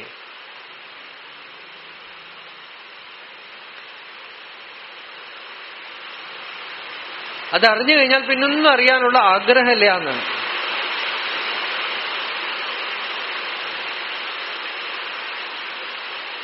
ആ അറിവിനെ ഞാൻ നിനക്ക് തരാം എന്ന് ഭഗവാൻ ഇവിടെ പറയാണ്. കാർസ്നിയേന കഥയിഷ്യാമി. കംപ്ലീറ്റ് ആയിട്ട്. തജ്ഞാനം വിവക്ഷിതം സ്തൗതി. സർവജ്ഞോ ഭവതി. ഇത് അറിഞ്ഞ ആള് സർവജ്ഞനായിട്ട് തീരും. സർവജ്ഞൻ എന്ന് വെച്ചാൽ ആ ജ്ഞാനി എല്ലാ വിഷയവും അറിയും. എല്ലാ വിഷയവും അറിയുന്ന വെച്ചാൽ അയാളോട് പോയി എന്തും ചോദിക്കാവോ, അങ്ങനെയല്ല. സർവജ്ഞത്വം ഈശ്വരന്റേതാണ്, ഒരു വ്യക്തിയുടെ അല്ല. ആ സർവജ്ഞത്വം ഉള്ളിലുണ്ട്. വേണമെങ്കിൽ ജ്ഞാനിയുടെ ബുദ്ധിയിലൂടെ ഇറ്റ് ക്യാൻ ഓപ്പറേറ്റ്. ആ പ്രോസസ് പലപ്പോഴും നടക്കില്ല. നടന്നാൽ അത് സിദ്ധിയായിട്ട് മാറും. ജ്ഞാനികൾക്കുള്ള സിദ്ധി യോഗികൾക്കുള്ള സിദ്ധിയും വ്യത്യാസമാണ്. യോഗികൾക്കുള്ള സിദ്ധി അവര് കോൺഷ്യസ് ആയിട്ട് ഉപയോഗിക്കുന്നതാണ്. ജ്ഞാനികൾക്കുള്ള സിദ്ധി വേണമെന്നുള്ളപ്പോൾ നടക്കും. അത് അവർ കോൺഷ്യസേ ആയിരിക്കില്ല, അവർക്ക് അറിയില്ല. ജ്ഞാനികളുടെ സിദ്ധി വളരെ ലാഘവത്തോടെ നടക്കും. അത് മനസ്സുകൊണ്ടൊന്നും ചെയ്യുന്ന സിദ്ധിയല്ല, വളരെ ലാഘവത്തോടെ കൂടെ.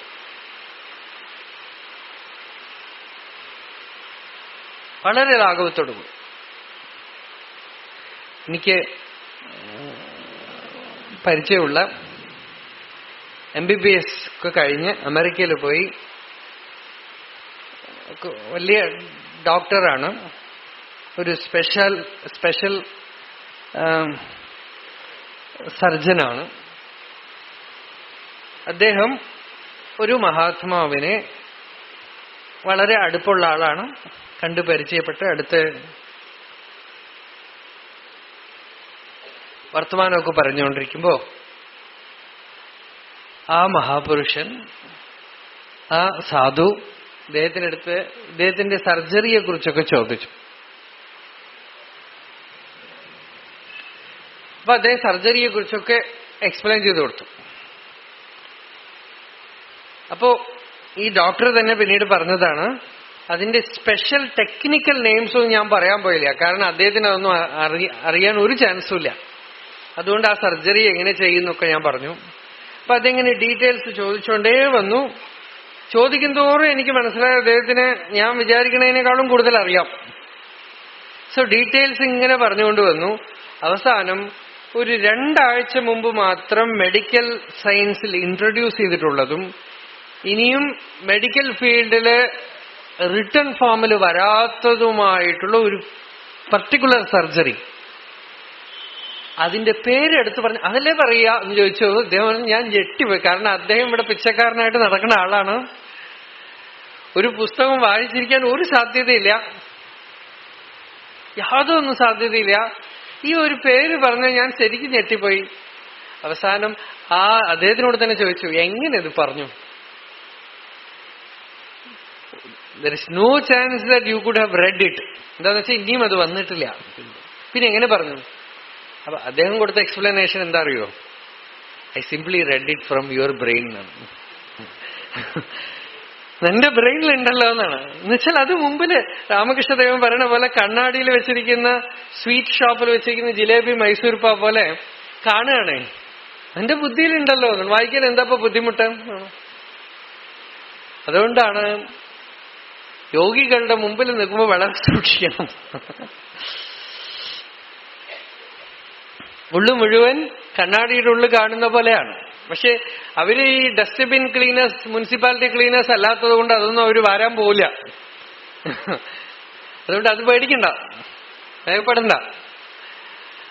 വേണമെങ്കിൽ അദ്ഭുതമായ അറിവും പോലും ചിലപ്പോൾ കാണപ്പെടും. പക്ഷെ ആ അറിവ് സാധാരണയായിട്ട് അവർക്കത് വേണ്ട. അവര് മെനക്കിട്ടിട്ടൊന്നും അത് ചെയ്യില്ല. ഈശ്വരനീയതയ അത് നടക്കാനുണ്ടെങ്കിൽ ചിലപ്പോഴൊക്കെ നടക്കും. പക്ഷെ അങ്ങനെയൊക്കെ വിസ്മയകരമായ അറിവ് അവരിൽ കാണുമ്പോ നമ്മൾ അത് സിദ്ധിയായിട്ട് വിശേഷിപ്പിക്കും. അതുകൊണ്ട് തന്നെ അതൊന്നും ആവശ്യമില്ല. അപ്പൊ ജ്ഞാനം തേഹം സവിജ്ഞാനം ഇതം വക്ഷ്യാമി അശേഷത. ജ്ഞാനവും വിജ്ഞാനവും എന്ന് ഇവിടെ ഭഗവാൻ പറയണത്, ഇവിടെ സർവജ്ഞോ ഭവതി എന്ന് ആചാര്യസ്വാമികൾ പറഞ്ഞു. അവൻ സർവജ്ഞനായിട്ട് തീരുമെന്ന് വെച്ചാൽ അവൻ എല്ലാവരുടെയും ആത്മാവായിട്ട് തീരുമെന്നർത്ഥം. നമ്മളുടെ ഉള്ളിലുള്ള സത്തയെ നമ്മൾ തൊട്ട് കഴിയുമ്പോ എല്ലാവരുടെ ഉള്ളിലുള്ള സത്തയെ നമ്മൾ തൊട്ട് കഴിഞ്ഞു. നമ്മൾ എല്ലാവരും ആയിക്കഴിഞ്ഞു. സർവാത്മഭാവോ അധികൃത. അതേഹ ധന്യാഹ ഭഗവന്തയിത്തം യത് വാസുദേവേ അഖില ലോകനാഥേ കുർവന്തി സർവാത്മകം ആത്മഭാവം നയത്ര ഭൂയഃ പരിവർത്ത ഉഗ്രഹ. സർവാത്മഭാവം വന്നു എന്നർത്ഥം. നമ്മളുടെ ഞാൻ എന്നുള്ളതിന്റെ സ്വരൂപം എന്താണ്, ഞാൻ ആരാണ് എന്ന് അന്വേഷിച്ച് നമ്മളുടെ തന്നെ അസ്തിത്വം, നമ്മളുടെ തന്നെ സ്വരൂപം സച്ചിദാനന്ദമാണ് എന്ന് അറിഞ്ഞു കഴിയും. അകത്ത് ചെന്ന് നമ്മളുടെ ഡീപ്പസ്റ്റ് കോർ സത്തയെ തൊട്ട് കഴിയുമ്പോ എല്ലാവരുടെ സത്തയും തൊട്ട് കഴിഞ്ഞു. അത് ഈ ശരീരത്തിന്റെ ഉള്ളിലുള്ള ഒരു സ്റ്റഫല്ല, അതിലാണ് ഈ ശരീരവും പ്രപഞ്ചവും സകല വ്യക്തി ഭൂത ജീവജാലങ്ങളും ഒക്കെ കൽപ്പിതമായിട്ടിരിക്കുന്നത്. അതിനെ അറിഞ്ഞു കഴിഞ്ഞാൽ ബ്രഹ്മ, വിഷ്ണു, മഹേശ്വരൻ, സകല പ്രാണികൾ എല്ലാത്തിനെയും നമ്മൾ അറിഞ്ഞു കഴിഞ്ഞു.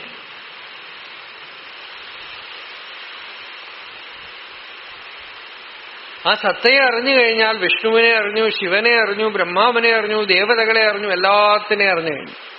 ഭാഗവതത്തിൽ ദക്ഷയാഗത്തിൽ നാരായണൻ തന്നെ വന്നിട്ട് പറയാണ്, തസ്മിൻ ബ്രഹ്മണി അദ്വിതീയേ കേവലേ പരമാത്മനി ബ്രഹ്മരുദ്രൗച ഭൂതാനി ഭേദേന അജ്ഞോ അനുപശ്യതി.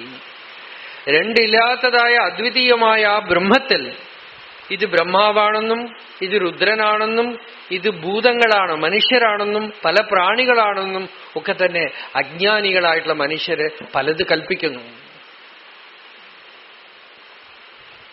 ആരാണോ ത്രയാണാം ഏകഭാവാനാം യോ ന പശ്യതി വൈഭിതാം, സർവഭൂതാത്മനാം ബ്രഹ്മൻ സശാന്തിമതി ഗച്ഛതി. എല്ലാ പ്രാണികളും ആ അഖണ്ഡമായ ബോധത്തില്, പ്രജ്ഞയില് കൽപ്പിതമാണ്. ആ ബോധം മാത്രമാണ് സത്യം. അതാണ് നമ്മളുടെ സ്വരൂപം. സോഹമസ്മി എന്ന് അറിഞ്ഞു കഴിഞ്ഞവൻ എല്ലാമായി തീർന്നിരിക്കുന്നു. സർവം ഭവതി എന്നാണ്. അവൻ എല്ലാമായി ഭവിച്ചിരിക്കുന്നു. ആ സർവജ്ഞത്വമാണ് ഇവിടെ ഭഗവാൻ പറഞ്ഞ അർജുനനോട്, നിനക്ക് ഞാൻ തരാം. ഏതറിഞ്ഞു കഴിഞ്ഞാൽ ഒരാൾ സർവജ്ഞനാകുമോ ആ നോളജ്, ആ അറിവ് നിനക്ക് ഞാൻ തരാം. അടുത്ത ശ്ലോകം നോക്കൂ. മനുഷ്യാണാം സഹസ്രേഷു കശ്ചിദ്യതതി സിദ്ധയേ യതതാമപി സിദ്ധാനാം കശ്ചിന്മാം വേത്തി തത്വതഃ. ലോകത്തിൽ നോക്കുമ്പോ എത്ര ആളുകളാ ഈ അധ്യാത്മമാർഗത്തില്, അല്ലേ? പലതരത്തിലുള്ള സാധനകള്, പലതരത്തിലുള്ള യോഗം, പലതരത്തിലുള്ള പുസ്തകങ്ങൾ, പലതരത്തിലുള്ള അറിവ്. ഭഗവത്ഗീത പഠിക്കുന്നവര്, ഭാഗവതം പഠിക്കുന്നവര്, യോഗസാധനകൾ ചെയ്യുന്നവര്, ഭക്തിമാർഗത്തിലുള്ളവര്, ജ്ഞാനമാർഗത്തിലുള്ളവര്, എത്ര ആളുകളാ. എന്നിട്ട് ചിലപ്പോ ആളുകൾ ചോദിക്കും നമ്മളോട്, ഇത്രയൊക്കെ ആളുകൾ ഉണ്ടായിരുന്നിട്ട് എത്ര പേരത് നേടുന്നു? ഓടി ഓടി ഓടി ഓടി ഉൾക്കലന്ത ജ്യോതിയായി നാടി നാടി നാടി നാടി നാൾക്കളും കഴിന്തു പോയി വാടി വാടി വാടി വാടി മാണ്ടുപോന മാന്തർകൾ കോടി കോടി കോടി കോടി എണ്ണിറന്ത കോടിയേ. ശിവവാക്യർ എന്ന സിദ്ധന്റെ ഒരു പാട്ടാണ്. ഉള്ളിൽ കലർന്ന് നമ്മളുടെ അനുഭവമണ്ഡലത്തിൽ, ബോധത്തിൽ കലർന്നിരിക്കുന്ന ആ ജ്യോതിനെ, ആ പ്രകാശത്തിനെ നാടി എന്ന് വെച്ചാൽ അന്വേഷിച്ച് ഓടി ഓടി ഓടി ഓടി എന്ന് വെച്ചാൽ ജീവിതം മുഴുവൻ ഓടിക്കൊണ്ടേയിരുന്നു. വാടി വാടി അവസാനം തളർന്നു പോയി ആ പരിശ്രമമൊക്കെ വിട്ട് മാണ്ടുപോന മാന്തറുകൾ, മരിച്ചുപോയ മനുഷ്യര് എണ്ണിറന്ത കോടിയെ എന്നാണ്. എണ്ണിയാലൊടുങ്ങാത്ത കോടി ആളുകളുണ്ട്. ഇവിടെ ഭഗവാൻ പറഞ്ഞു മനുഷ്യാണാം സഹസ്രേഷു, കോടിക്കണക്കിന് മനുഷ്യർ. ഇവിടെ സഹസ്രം എന്ന് വെച്ചാൽ 1000 എന്നർത്ഥമല്ല. കോടിക്കണക്കിന് മനുഷ്യരില് ആരോ കുറച്ചു പേരാണ് ഇങ്ങനെ ഒരു ലക്ഷ്യമുണ്ട് എന്ന് കേൾക്കുന്നത് തന്നെ, അല്ലേ? അനേക അനേക ആയിരങ്ങളിലെ സെലക്റ്റഡ് ഫ്യൂ ആണ് നമ്മളൊക്കെ. അധ്യാത്മം എന്ന് പറഞ്ഞ് ഒരുപാട് ആളുകൾ വരുന്നുണ്ടെങ്കിൽ സൂക്ഷിക്കണം, അവിടെ എന്തെങ്കിലും കുഴപ്പമുണ്ടെന്ന് അർത്ഥമാണെന്നാണ്. സാമാന്യ ജനങ്ങൾ ധാരാളം വരണമെങ്കിൽ അവർക്കുള്ള എന്തെങ്കിലും ഒരു ഫുഡ് കിട്ടിയാലേ അവർ വരുള്ളൂ. അധ്യാത്മത്തിന് ഒരുപാട് ലക്ഷം കോടി ആളുകളൊന്നും വരാൻ പറ്റില്ല. വിവേകാനന്ദ സ്വാമി എടുത്ത് പറയേണ്ട, spirituality is only for the few, the rest will have some drill time religion. അധ്യാത്മം എപ്പോഴും വളരെ കുറച്ചു പേർക്ക് വേണ്ടിയാണ്. വളരെ കുറച്ചു പേരെന്ന് വെച്ചാൽ നമ്മൾ കുറച്ചാണ്. എത്രയോ ആളുകളുടെ ഇടയിൽ വളരെ കുറച്ചാണ് നമ്മളൊക്കെ. അതും വന്നിട്ടുള്ളവർ എവിടുന്നൊക്കെയോ വന്നിട്ടുള്ളവരാണ് അവിടെ. അപ്പൊ അനേകം പേരിൽ ആരോ കുറച്ചു പേരാണ്, അതും ഈ വന്നിട്ടുള്ള ആളുകളിൽ തന്നെ പല സ്റ്റേജിൽ നിൽക്കുന്നവരായിരിക്കും. ചിലര് എന്താ എന്നൊരു ക്യൂരിയോസിറ്റിയിൽ വന്നവരായിരിക്കും. ചിലര് നല്ല സമയമായിട്ട് പോട്ടെ, நல்ல பொழுதா போட்டும் அப்படின்னுட்டு வந்து அப்படி இருக்கிறவாள் இருப்பா இல்லையா. நல்ல സമയമായിട്ട് പോട്ടെ, നേരം പോക്ക് നല്ല വിധത്തിലാവട്ടെ എന്ന്. ചിലര് ഇങ്ങനൊരു ലക്ഷ്യമുണ്ട് എന്ന് അറിഞ്ഞിട്ട് വന്നവരായിരിക്കും.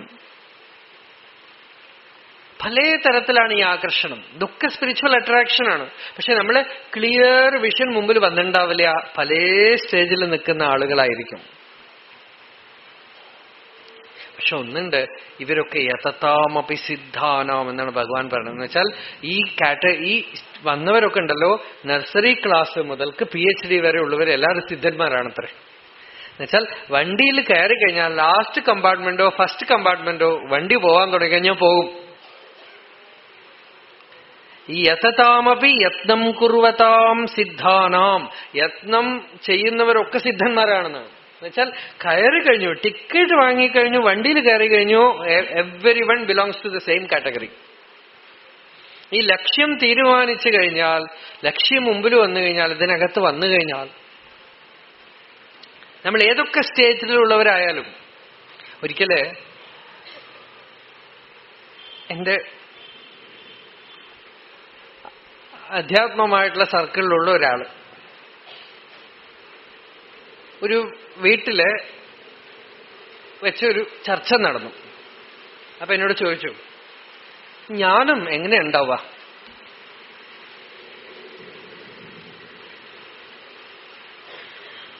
ഒറ്റ വാക്കിൽ പറയട്ടെ, തമിഴിലാണ്, മലയാളത്തിലാണ് ചോദ്യം. ഒറ്റ വാക്കിൽ പറഞ്ഞാൽ കൃപ, അരുൾ. അതെങ്ങനെയാത്? പരിശ്രമിക്കാതെ നടക്കുമോ? പരിശ്രമം വേണം. എന്താ പരിശ്രമം എന്ന് വെച്ചാൽ ജ്ഞാനം വേണം എന്നുള്ള ദൃഢനിശ്ചയം. അതെങ്ങനെ? പരീക്ഷ എഴുതാൻ നല്ലവണ്ണം പഠിച്ച് പരീക്ഷ എഴുതിയാലേ മാർക്ക് കിട്ടുള്ളൂ, അപ്പോഴല്ലേ പാസ്സാവുള്ളൂ. ഇങ്ങനെ ഡിസ്കഷൻ പോവാണ്. അപ്പൊ എനിക്ക് തമാശ തോന്നി. എന്താന്ന് വെച്ചാൽ ഈ റൂമില് അടുത്ത മുറിയിലെ ഒരു കുട്ടി മലയാളം കവിത ചൊല്ലിക്കൊണ്ടിരിക്കുക, സ്കൂളിൽ പഠിക്കുന്ന കവിത. കറക്റ്റ് സമയം. ഇതൊക്കെ ഭഗവാന്റെ സന്ദേശമാണ്. ഞാൻ ഇയാളോട് പറഞ്ഞു, ആ കവിത എന്താ ചൊല്ലണമെന്ന് കേൾക്കുന്നു. ഇപ്പൊ സ്കൂളിൽ ഉണ്ടോന്ന് എനിക്കറിയില്ല, നഴ്സറി ക്ലാസ് റൈംസിൽ ഉണ്ടായിരുന്നു അത്. കുട്ടി ചൊല്ലാണ്, പട്ടപൂജ്യം വാരിക്കൂട്ടിയ അമ്മിണി മോളും പാസായി എന്നാണ്. കേട്ടുണ്ടോ?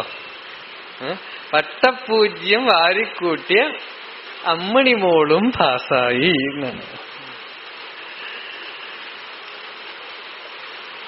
അയാൾക്ക് പെട്ടെന്ന് ചോദ്യത്തിന് ഉത്തരം പോലെയാണ്. പഠിച്ചാലല്ലേ പാസ്സാവുള്ളൂ. പഠിച്ചാൽ പാസ്സാവുന്നുള്ളത് ലോക നിയമമാണ്. ഇവിടെ പരീക്ഷയ്ക്ക് ഇരിക്കണവരൊക്കെ പാസ്സാവും, ഗവൺമെന്റ് സ്കൂൾ പോലെയാണ്. അല്ലെങ്കിൽ നമ്മളൊന്നും ഈ സ്റ്റേജിലേക്ക് വന്നിട്ടുണ്ടാവില്ല. നമ്മളെങ്ങനെ ഈ സ്റ്റേജ് വരെ കയറ്റി? 10ാം സ്കൂളിൽ ഗവൺമെന്റ് ഒരു നിയമമുണ്ട്. നിങ്ങള് എഡ്യൂക്കേഷൻ ഡിപ്പാർട്ട്മെന്റിൽ ആരോടെങ്കിലും ചോദിച്ചു നോക്കുക, എന്താ നിയമം അറിയോ? 10ാം ക്ലാസ് വരെ സ്കൂളില്, ഇപ്പൊ നിയമം മാറ്റിയോന്ന് എനിക്കറിയില്ല, പരീക്ഷ എഴുതുന്ന കുട്ടിക്ക് ക്വസ്റ്റ്യൻ പേപ്പർ അതേപടി എഴുതി വെക്കാൻ അറിയുമെങ്കിൽ പാസ്സാക്കണം എന്നാണ്. ആൻസർ എഴുതാൻ നിർബന്ധമില്ല. ക്വസ്റ്റ്യൻ പേപ്പർ പകർത്താൻ അറിയുമെങ്കിൽ കുട്ടിയെ അടുത്ത ക്ലാസ്സിലേക്ക് പാസ്സാക്കി വിടണം എന്നാണ്.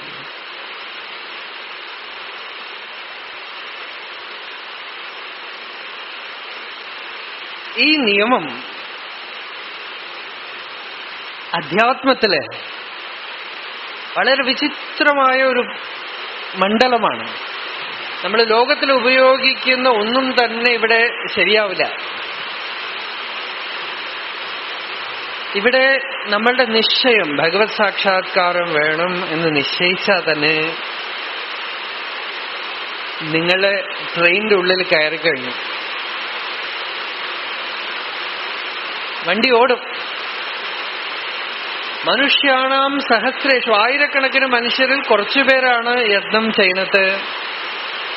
ആ യത്നം ചെയ്യുന്നവരിൽ ആരോ കുറച്ചുപേര്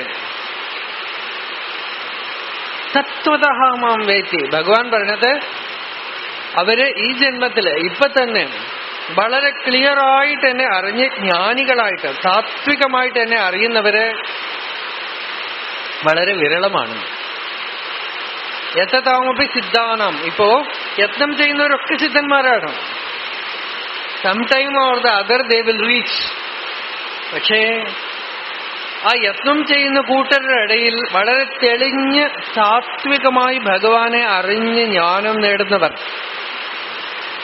ജീവൻ മുക്തരാകുന്നവർ, ഈ യത്നം ചെയ്യുന്നവരൊക്കെ തന്നെ ശരീരം വിടുമ്പോ രക്ഷപ്പെടും. രാമകൃഷ്ണ പരമഹംസൻ തന്റെ ഭക്തന്മാരോട് പലരോടും പറഞ്ഞു, നീ പേടിക്കണ്ട, നീ മരിക്കണ സമയത്ത് ഞാൻ വരും എന്നാണ്. എനിക്കിപ്പോ ഒന്നും കിട്ടിയിട്ടില്ലെങ്കിലും നീ മരിക്കാനുള്ള സമയമാവുമ്പോ ഞാൻ വരും. മഹാപുരുഷന്മാരുടെ അടുത്ത് കൂട്ടുവെച്ചിട്ടുള്ള പരമ പോക്കരികളായിട്ടുള്ള ആളുകൾക്ക് പോലും മരണസമയത്തില് അവർ പറഞ്ഞിട്ടുണ്ട്, ഇതാ ഗുരു വന്നിരിക്കണം, രാമകൃഷ്ണദേവന്റെ ലൈഫിൽ ധാരാളം ഠാക്കൂർ വന്നിരിക്കണം എന്നൊക്കെ പറഞ്ഞു. യതതാമപി സിദ്ധാനാം. അതുകൊണ്ട് യത്നം ചെയ്യുന്നവരൊക്കെ സിദ്ധന്മാരാണ്. പക്ഷെ തത്വത താത്വികമായി ജീവിച്ചിരിക്കുമ്പോൾ, ശരീരത്തിലിരിക്കുമ്പോൾ തന്നെ ഭഗവത് സ്വരൂപത്തിനെ നല്ലവണ്ണം അറിഞ്ഞ് വേത്തി തത്വത വളരെ കുറച്ചു പേരെന്നെ താത്വികമായിട്ട് അറിയുന്നു.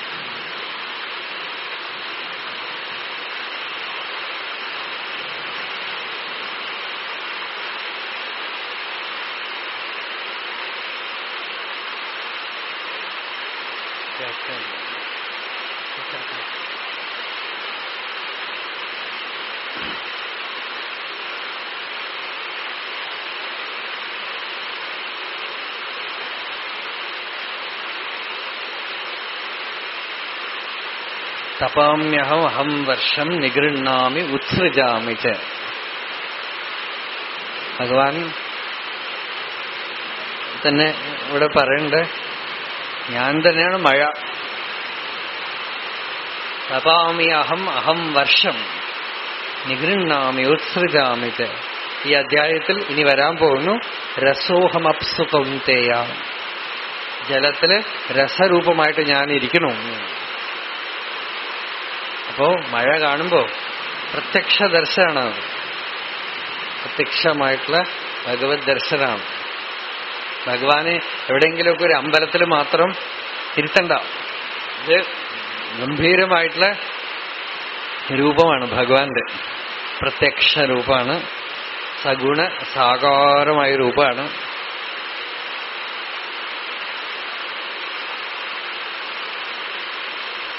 ശ്വേതാശ്വതര ഉപനിഷത്തില് ധ്യാനിച്ചിരിക്കുന്ന ഋഷി എഴുന്നേറ്റിട്ട് പറയണു, ഭഗവാനെ അങ്ങാണ് ത്വം സ്ത്രീ, ത്വം പുമാനസി, ത്വം കുമാര ഉതവാ കുമാരി, ത്വം ജീർണോ ദണ്ഡേന വഞ്ചസി, ത്വം ജാതോ ഭവസി വിശ്വതോ മുഖഃ, തടിദ് നീലഃ പതംഗോ ഹരിതോ ലോഹിതാക്ഷഃ, തടിദ് ഗർഭ ഋതവഃ സമുദ്രാഹം.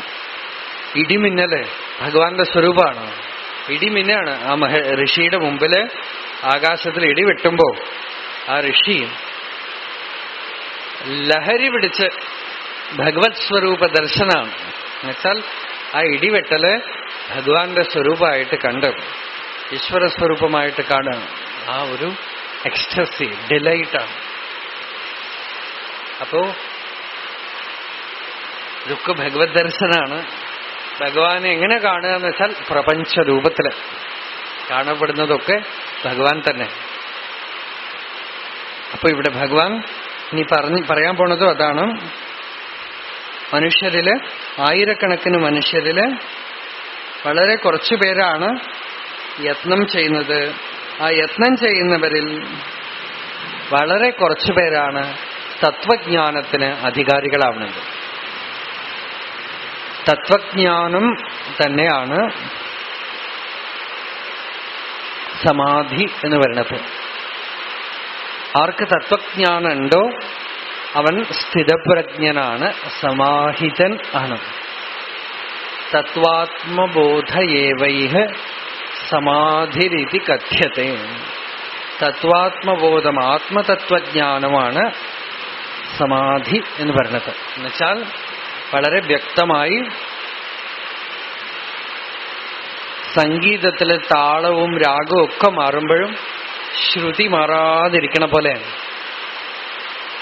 ശരീരത്തിന്റെ ബാല്യം, കൗമാരം, യൗവനം, വാർദ്ധക്യം എന്നുള്ള അവസ്ഥകളൊക്കെ മാറുമ്പോഴും മനസ്സ് ചഞ്ചലപ്പെടുമ്പോഴും ഒക്കെ തന്നെ അതിനു പുറകിൽ അല്പം പോലും ചലിക്കാതെ സൂത്രം പോലെ ഇരിക്കുന്ന ബോധത്തിനെ, സ്രോതസ്സിനെ, അസ്തിത്വത്തിന് തന്റെ സ്വരൂപമായി ഏതൊരു പ്രജ്ഞയില് തെളിഞ്ഞ് കണ്ടിട്ടുണ്ടോ ആ പ്രജ്ഞാവാൻ ജീവൻ മുക്തനാണ്.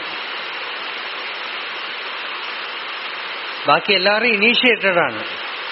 പക്ഷേ ഈ യത്നം ചെയ്യുന്നവരൊക്കെ they are all initiated, but he is എല്ലുമൈൻഡ്.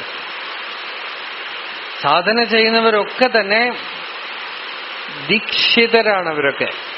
അവരൊക്കെ തന്നെ സത്യത്തിനെ നിശ്ചയമായിട്ടും ഇപ്പോഴല്ലെങ്കിൽ എപ്പോഴെങ്കിലുമൊക്കെ അറിയും.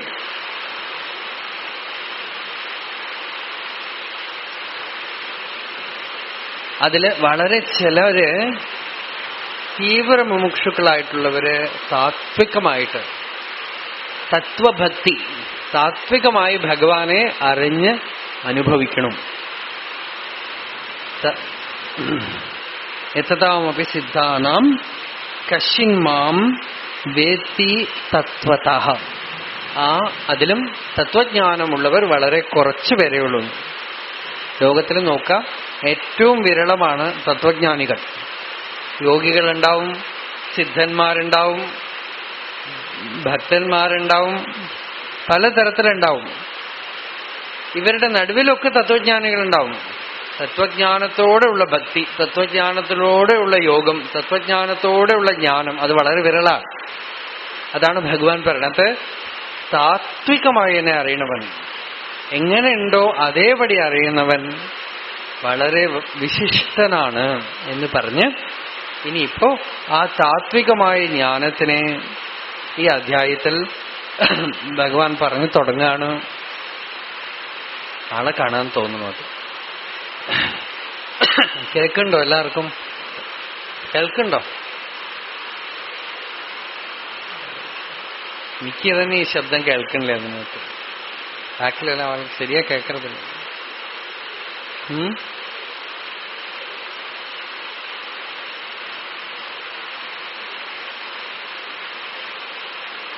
ശരിക്ക് കേൾക്കണ്ടോ? ബാക്കില് ഉണ്ടോ? അടുത്ത ശ്ലോകം നോക്കും. ഭൂമിരാപോനലോ വായുഃ ഖം മനോ ബുദ്ധിരേവ ച അഹങ്കാര ഇതി യം മേ ഭിന്നാ പ്രകൃതിരഷ്ടധാ. രാവിലെ പറഞ്ഞ ശ്ലോകം ഓർത്തോള. ന ഭൂമിഹി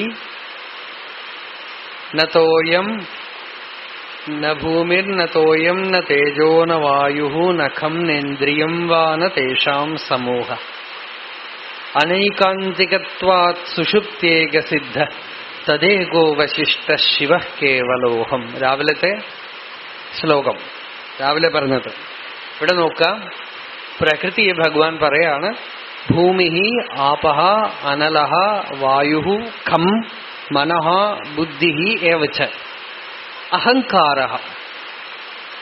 8 എലമെന്റ്സ് ആണ്, 8 വിഷയങ്ങളാണ്. ഭൂമി, ആപഹ എന്ന് വെച്ചാൽ വെള്ളം, അനലഹ എന്ന് വെച്ചാൽ അഗ്നി, വായു, ഖം എന്ന് വെച്ചാൽ ആകാശം, മനസ്സ്, ബുദ്ധി, അഹങ്കാരം. ഈ 8 കൂടി ചേർത്തിയാണ് പ്രകൃതി. 8 എപ്പോഴും വളഞ്ഞു കൊളഞ്ഞ് ഇരിക്കുന്നതാണല്ലോ അല്ലേ? ഈ പ്രകൃതിയും അങ്ങനെയാണ്. 8 എഴുതാൻ ഏറ്റവും ബുദ്ധിമുട്ടുള്ള നമ്പർ. അതുകൊണ്ടാണ് ഡ്രൈവിംഗ് ലൈസൻസിന് 8 ഇടാൻ പറയണം. ഇങ്ങനെ പോയിട്ട് എങ്ങനെ പറയും. പക്ഷെ കംപ്ലീറ്റ് ആയിട്ടുള്ള ഒരു നമ്പറാണത്. 0 പോലെ. 0 ഇട്ട് കഴിഞ്ഞാൽ കംപ്ലീറ്റ് അല്ലേ? ഇനി ഒന്നും അങ്ങോട്ട് ഇങ്ങോട്ട് വലിക്കാൻ പറ്റില്ല. കംപ്ലീറ്റ് ആയി. 0 ഇട്ടാൽ പൂർണ്ണമായി. 0 കഴിഞ്ഞാൽ പിന്നെ ഒരു നമ്പറും അങ്ങനെയല്ല. 1, 2, 3, 4, 5, 6, 7, 9 ഒക്കെ തന്നെ വാലും തലയൊക്കെ ഉണ്ട്.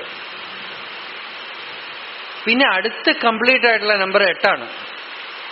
8 ഒരു വിധത്തിലുള്ള ഒരു 0. കുക്കറിന്റെ ഗാസ്കറ്റ് എടുത്താൽ അത് 0 അല്ലേ? വളച്ചാലോ 8 ആവും. വളച്ചാൽ 8 ആവും. 8 വീണ്ടും 0 ആവണമെങ്കിൽ എന്ത് വേണം? വിട്ടാ മതി. വിട്ടാ തനിയെ 0 ആയിക്കോളും. 0 ആവാൻ വേണ്ടി ഒന്നും ചെയ്യണ്ട. അത് 8 ആവും. 8 തന്നെ 0 ആവും. 0 തന്നെ വളച്ച 8 ആവും അല്ലേ? അതുപോലെ കേവലമായ ചിത്ത് 0. അതാണ് ഇനി പറയാൻ പോണത് ഭഗവാൻ. പ്രകൃതി 8.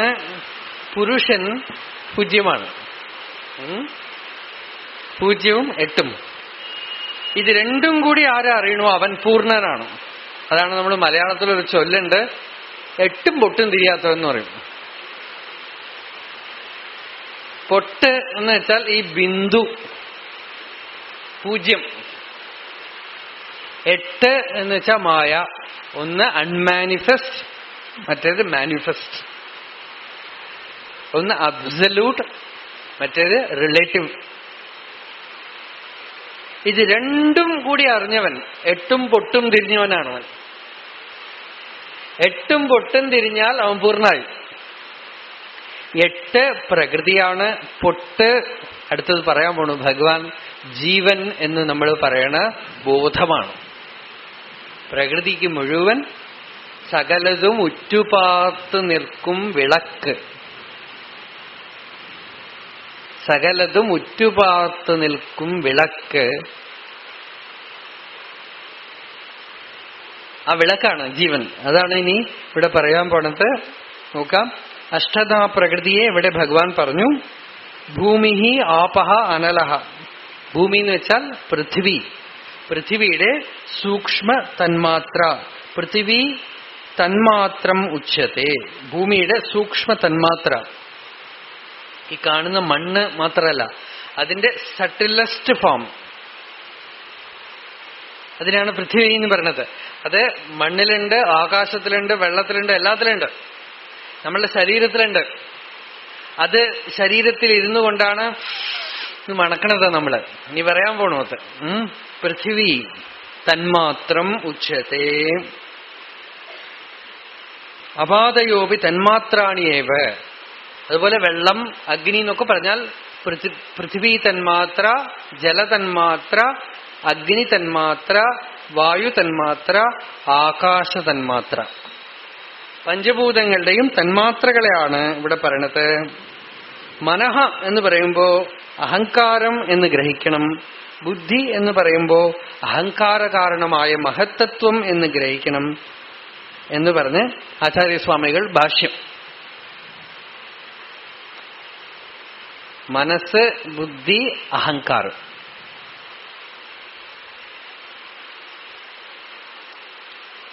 ഇതൊക്കെ കൂടി ചേർന്ന് 8. ഈ 8 എണ്ണമാണ് അഷ്ടമൂർത്തി എന്ന് ശിവന്റെ 8 രൂപമായിട്ടും പറയും. പഞ്ചഭൂതങ്ങൾ, മനസ്സ്, ബുദ്ധി, അഹങ്കാരം, ഈ 8നെ പ്രകൃതിയിലെ രൂപമായിട്ട് പറഞ്ഞു. ഇത് അപരാപ്രകൃതി എന്ന് ഭഗവാൻ ഇതിന് പേര് കൊടുത്തു. നമ്മളുടെ ഫീൽഡ് ഓഫ് എക്സിസ്റ്റൻസ് ആണ് ഈ 8ഉം. ഒന്ന് ആലോചിച്ച് നോക്കൂ, വളരെ സിമ്പിളാണ്. മണ്ണ് എന്ന് പറഞ്ഞാൽ മണം, വെള്ളം എന്ന് പറഞ്ഞാൽ രുചി, അഗ്നി എന്ന് പറഞ്ഞാൽ കണ്ണ്, കാണുക, ദൃശ്യം, രൂപം, വായു എന്ന് പറഞ്ഞാൽ സ്പർശം, ആകാശം എന്ന് പറഞ്ഞാൽ ശബ്ദം. കാണുക, കേൾക്കുക, മണക്കുക, രുചിക്കുക, സ്പർശിക്കുക, സങ്കൽപ്പിക്കുക മനസ്സ്, വിവേചനം ചെയ്യുക ബുദ്ധി, ഞാൻ എന്ന് പറയാ അഭിമാനം. ഈ 8ഉം കൂടി ചേർന്നാൽ നമ്മളുടെ പ്രപഞ്ചവുമായി നമ്മളുമായി, അല്ലേ? നമ്മളുടെ ലോകം എന്താ? കാണപ്പെടുന്നത്, കേൾക്കപ്പെടുന്നത്, മണക്കപ്പെടുന്നത്, രുചിക്കപ്പെടുന്നത്, സ്പർശിക്കപ്പെടുന്നത്, അതാണ് നമ്മളുടെ പ്രപഞ്ചം. അതുകൊണ്ടാണ് അതിന് പ്രപഞ്ചം എന്ന് പറയുന്നത്. പ്രകർഷേണ പഞ്ചീകൃതം. അതിനെ കാണുന്ന അഭിമാനം, അതിനോട് റിയാക്ട് ചെയ്യുന്ന, പ്രതികരിക്കുന്ന ജീവാഹന്തയാണ് ഞാൻ. ഞാനും ഈ ലോകത്തിന്റെ ഒരു ഭാഗമാണ്. സ്വപ്നം കാണുമ്പോൾ സ്വപ്നത്തിൽ കാണുക, കേൾക്കുക, മണക്കുക, രുചിക്കുക ഒക്കെ ചെയ്യുന്നു. ആ ചെയ്യുന്നവനും കാണപ്പെടുന്ന വസ്തുവും ഒക്കെ തന്നെ ഒരേ മനസ്സിന്റെ ഉള്ളിലാണ്.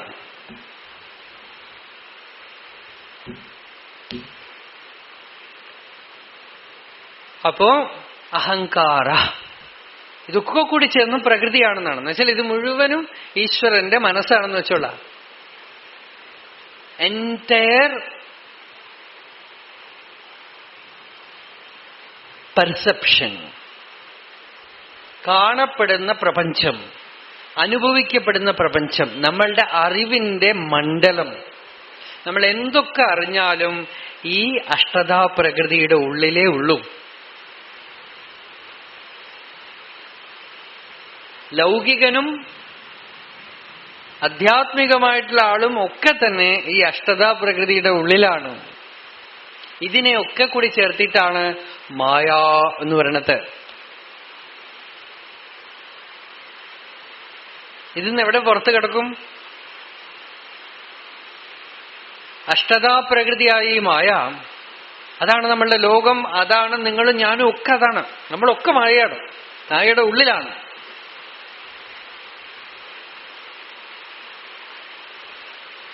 നമ്മളുടെ ആക്ടിവിറ്റീസ്, മൂവ്മെന്റ്, സാധന ഒക്കെ ഇതിനകത്താണ്. നമ്മളുടെ മനസ്സ്, അഭിമാനം ഒക്കെ ഇതിനകത്താണ്. ഫീൽഡിന്റെ ഉള്ളിലാണ്, ക്ഷേത്രത്തിന്റെ ഉള്ളിലാണ്. ഇതിനൊക്കെ കൂടി ചേർത്തിട്ടാണ് ക്ഷേത്രം എന്ന് പറയുന്നത്.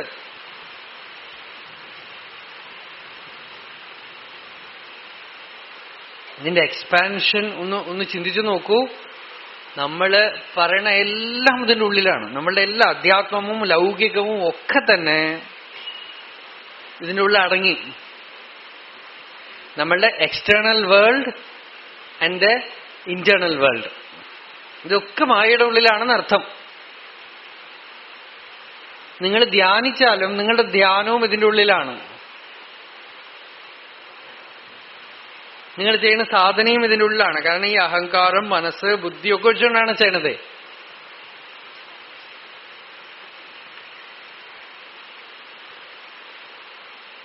ഇതൊക്കെ കൂടി ചേർന്നിട്ടാണ് പ്രകൃതി. ഇതിന് അപരാപ്രകൃതി എന്ന് ഭഗവാൻ പറഞ്ഞു. അപ്പൊ അപരാ എന്ന് പറയുമ്പോ തന്നെ പരാ ഒന്ന് ഉണ്ടാവണം അല്ലേ? ഈ പ്രകൃതി, ഈ ഫീൽഡിന് ഉള്ളിൽ പെടാതെ എന്തോന്നുണ്ട്.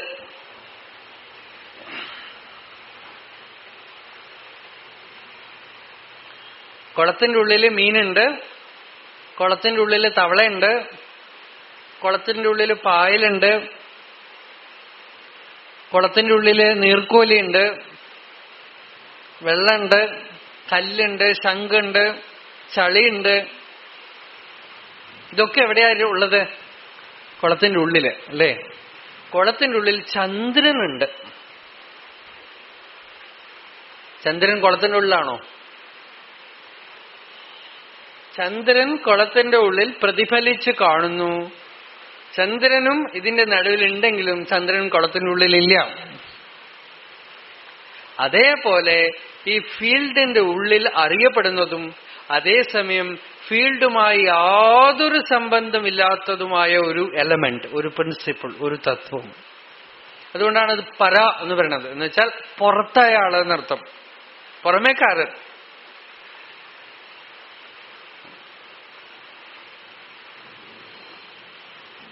ആ പുറമേക്കാരൻ ഒരാളുണ്ട്. അതാണ് അടുത്ത ശ്ലോകത്തില് ഭഗവാൻ പറഞ്ഞത്. അത് വായിച്ച് നമ്മൾ നിർത്താം. അപരേയമിതസ്ത്വന്യാം പ്രകൃതിം വിദ്ധി മേ പരാം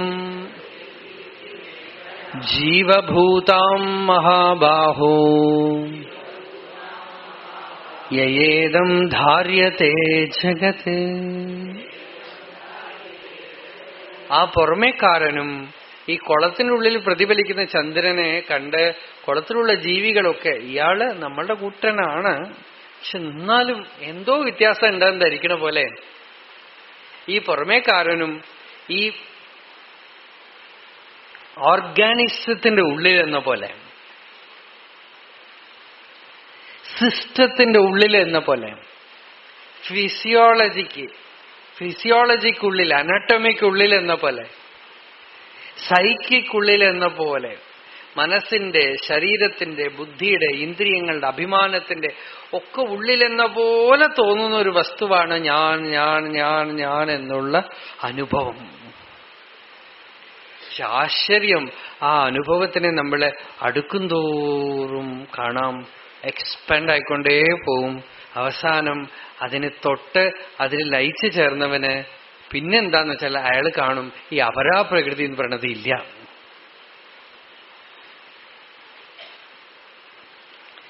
പക്ഷെ പുറമേ നിന്ന് നോക്കുമ്പോ ഈ എലമെന്റിനെ, ജലത്തിൽ എന്തൊക്കെ ഉണ്ടെന്ന് ചോദിക്കുമ്പോ തവള, പാമ്പ്, വെള്ളം, ചളി, പായല്, ചന്ദ്രൻ എന്ന് പറഞ്ഞ പോലെ പുറമേ നിന്നും ഈ പ്രകൃതിയുടെ ഉള്ളിൽ, മായയുടെ ഉള്ളിൽ ഇരുന്നു കൊണ്ട് പറഞ്ഞു അപരാപ്രകൃതി എന്ന് പറഞ്ഞു.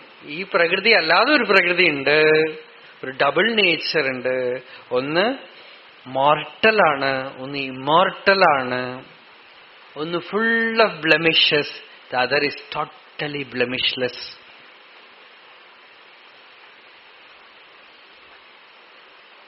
ഒന്ന് കർമ്മമണ്ഡലമാണ്, ഒന്ന് അകർമ്മമണ്ഡലമാണ്. ഒന്ന് മൃത്യുവാണ്, ഒന്ന് അമൃതമാണ്. ഒന്ന് നിശ്ചലമാണ്, ഒന്ന് സചലമാണ്. അങ്ങനെ തികച്ചും വിരോധമായ സ്വഭാവത്തോടു കൂടിയ രണ്ട് വസ്തുക്കൾ കൂടിച്ചേർന്നതാണ് നമ്മൾ. ശരീരം, മനസ്സ്, ബുദ്ധി, അതിന്റെ ഒരു ഫോഴ്സ്. ആ ഫോഴ്സിനെയാണ് നമ്മൾ മനസ്സ് എന്ന് പറയുന്നത്. ശരീരമോ മനസ്സോ ബുദ്ധിയോ അഹങ്കാരമോ ഒന്നുമല്ലാത്തൊരു ശക്തി, ചിത്ത്, അതിനൊരു ശക്തിയുണ്ട് എന്നാണ്. ഇതാണ് ലളിതാ സഹസ്രനാമത്തിൽ ചിത് ശക്തി ചേതനാരൂപ ജഡശക്തി ജഡാത്മിക. ആ ചിത്തിനെയാണ് ഇവിടെ ജീവഭൂതാം മഹാബാഹോ എന്ന് ഭഗവാൻ പറഞ്ഞു. ജീവഭൂതാം എന്ന് വെച്ചാൽ ജീവനെ പോലെ തോന്നുന്നതും ജീവനായി വേഷം കിട്ടിയിരിക്കുന്നതും, as if an individual, as if imprisoned in the ഉപാധി adjuncts, ശരീരത്തിന്റെ ഉള്ളിൽ കെട്ടിയിട്ട പോലെ, ജയിലിലായ പോലെ, മനസ്സുകൊണ്ട് പരിമിതിപ്പെട്ട പോലെ, ഇന്ദ്രിയങ്ങൾ കൊണ്ട് പരിമിതനായ പോലെ എന്ന് തോന്നുന്ന ഈ ജീവഭൂതനായ ഒരു ഭൂതമുണ്ട്. അതിനെ എന്താണെന്ന് അറിയുമ്പോൾ, ആ ഭൂതാത്മാവിനെ ശ്രദ്ധിക്കുമ്പോൾ അത് ജീവഭൂതാം മാത്രമാണ്, ജീവനല്ല. അത് ജീവഭൂതമാണ്, ജീവനെന്ന് തോന്നുകയാണ്. അപ്പിയറൻസ് ഓഫ് ജീവാഹൂഡാണ് അവിടെ. ശ്രദ്ധിക്കുമ്പോൾ അത് പരമേശ്വരൻ തന്നെയാണ്, അത് ഈശ്വരൻ തന്നെയാണ്, പരമേശ്വരൻ തന്നെയാണ്. അല്ലെങ്കിൽ അടുത്ത വിശേഷണം ചെയ്തില്ല, ഏതം ധാര്യത്തെ ജഗത്ത് എന്നാണ്. അതിലാണ് ഈ ജഗത്ത് മുഴുവൻ ആരോപിക്കപ്പെട്ടിരിക്കുന്നത്. ജീവനാണെങ്കിൽ ആ ജഗത്ത് മുഴുവൻ ജീവനിൽ ആരോപിതം എന്നാവുമല്ലോ അല്ലേ? അപ്പോ അതിനെ അറിയുമ്പോ കാണാം ജഗത്ത് അതിലാണ് ഇരിക്കുന്നത്. ജന്മാദ്യസ്യ യതഃ, ജന്മാദ്യസ്യ യതഃ, ഏതൊന്നിൽ അസ്യ സൃഷ്ടി സ്ഥിതി സംഹാരാദി കർമ്മ യസ്മിന് ബ്രഹ്മണി ആരോപിതം സ്ഥിത്യുദ്ഭവ പ്രളയഹേതു അഹേതു. എന്നുവെച്ചാൽ ഏതിൽ സൃഷ്ടിസ്ഥിതി സംഹാരമൊക്കെ നടക്കണ പോലെ തോന്നുന്നു, ഒന്നും നടക്കണില്ല, അതിലൊന്നും സംഭവിക്കണില്ല. അത് പൂർണ്ണമാണ്, പൂർണ്ണമാണ്, പൂർണ്ണം. ഒരു സ്പർശവും അതിനെ സാധിക്കില്ല. ആ ജീവഭൂതം എന്ന് പറയുന്ന ആ ബോധത്തിനെ, സത്തയെ അറിഞ്ഞു കഴിയുമ്പോൾ അതിൽ ശരീരമില്ല. വളരെ മിസ്റ്ററിയാണ്. ഇപ്പൊ ഇത്രയൊക്കെ അഷ്ടതാ പ്രകൃതി എന്ന് പറഞ്ഞു. സ്ക്രീനിൽ സിനിമ കണ്ടു, സിനിമയൊക്കെ കണ്ടു കഴിഞ്ഞിട്ട് സിനിമയിൽ നടിക്കുന്ന ആൾക്കൊന്ന് ഷേക്കാണ്ട് കൊടുക്കാൻ പോയി സ്ക്രീനിൽ പോയി തൊട്ടാലോ? ആരെങ്കിലുമൊക്കെ തൊടാൻ പറ്റുമോ? സ്ക്രീനേ ഉള്ളൂ അല്ലേ? അതുപോലെ ഈ ചിത്തില് ഇത്രയൊക്കെ വിചിത്രമായി എന്തൊക്കെയോ നടക്കണു. ആ ചിത്തിനെ അടുത്തറിയുമ്പോ കാണാം ചിത്തിൽ ഒന്നും സംഭവിക്കണില്ല. ഒന്നും സൃഷ്ടിയില്ല, സ്ഥിതിയില്ല, സംഹാരമില്ല, തിരോധാനമില്ല, അനുഗ്രഹമില്ല. അഖണ്ഡ അദ്വയ നിർവികൽപ്പ നിരഞ്ജന പരിപൂർണമായിട്ട് നിൽക്കും. സ്പർശഹീനമായിട്ട് നിൽക്കും.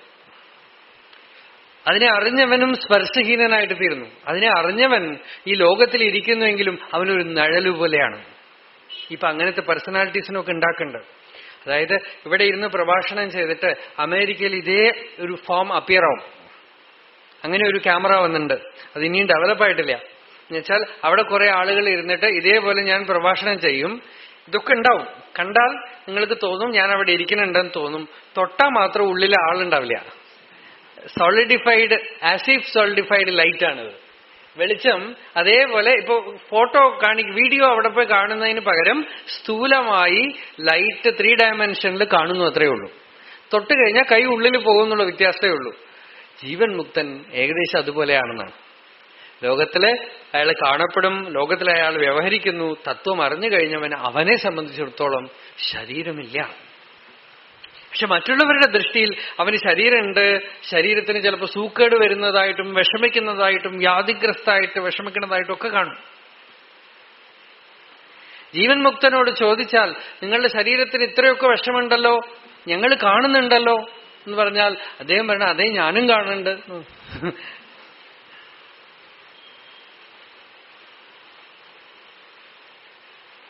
അയാൾക്ക് വളരെ വിചിത്രമായ സ്ഥിതി. അതാണ് സസ്യസ്ഥിതിം ഭാവയിത്തും ക്ഷമക്ക. അവന്റെ സ്ഥിതി ആർക്കും ഊഹിക്കാൻ സാധിക്കും. ഇങ്ങനെ ഒരു സ്റ്റേറ്റ് ഉണ്ട് എന്നുള്ളത് എങ്ങനെ അറിയാൻ കഴിയും? അനുഭവം കൊണ്ട് മാത്രമേ അറിയാൻ പറ്റുള്ളൂ അല്ലെ? വേറെ ഒരു വഴിയില്ല.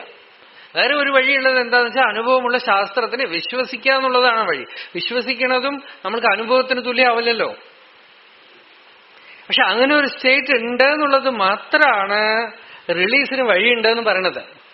ഇല്ലെങ്കിൽ ഈ പരമ്പരയിലുള്ള ഋഷികളും ജ്ഞാനികൾക്കൊന്നും യൂസ് ചെയ്യില്ല. ഇംപ്രാക്ടിക്കൽ ആയിട്ടുള്ള ഒരു ഫിലോസഫി പറഞ്ഞിട്ട് എന്ത് കാര്യം? ഇവിടെ കാര്യം ജീവിക്കാനുള്ള വഴി നോക്കല്ലേ വേണ്ടേ, അല്ലേ? അവര് പറഞ്ഞ അങ്ങനെയല്ല, നിങ്ങളുടെ സകല ദുഃഖവും തീർക്കാനുള്ള വഴി നിങ്ങളുടെ ഉള്ളിൽ തന്നെ ഉണ്ട്, മരുന്ന് നിങ്ങളുടെ ഉള്ളിൽ തന്നെ ഉണ്ട്, നിങ്ങൾ തന്നെ മരുന്നാണ്, നിങ്ങളുടെ തന്നെ അസ്തിത്വം ആ ഔഷധമാണ്, നിങ്ങൾ തന്നെ ആ പൂർണ്ണതയാണ്, നിങ്ങൾ തന്നെ അപരിമേയമായ അപരിമിതമായ പൂർണ്ണ വസ്തുവാണ്, പരിധിയില്ലാത്ത സത്യമാണ്. ആ സത്യത്തിനെ അറിഞ്ഞു കഴിഞ്ഞാൽ നിങ്ങൾക്കറിയാം നിങ്ങളിൽ ഒന്നും തൊടണില്ല, മൃത്യു തൊടണില്ല, വ്യാധി തൊടുന്നില്ല, വാർദ്ധക്യം തൊടണമെന്നില്ല, ശരീരമോ മനസ്സോ അതിന്റെ വൈകല്യങ്ങളോ ഒന്നും തന്നെ അകമയുള്ള ഈ ചിത്തിനെ, ഈ ശിവത്തിനെ, അസ്തിത്വത്തിനെ, ഇരുപ്പിനെ, ബോധത്തിനെ അല്പവും സ്പർശിക്കുന്നത്. അതിനെ ഭഗവാൻ അപരാപ്രകൃതി എന്ന് പറഞ്ഞു. പരാപ്രകൃതി എന്ന്, ട്രാൻസെൻഡന്റൽ നേച്ചർ, ബിയോണ്ട്. അത് നേച്ചർ എന്ന് പറയാൻ കാരണം എന്താണെന്ന് വെച്ചാൽ നമുക്ക് അങ്ങനെ മനസ്സിലാവുള്ളൂ എന്നുള്ളത് കൊണ്ട് അതിനെ നേച്ചർ എന്ന് പറഞ്ഞു.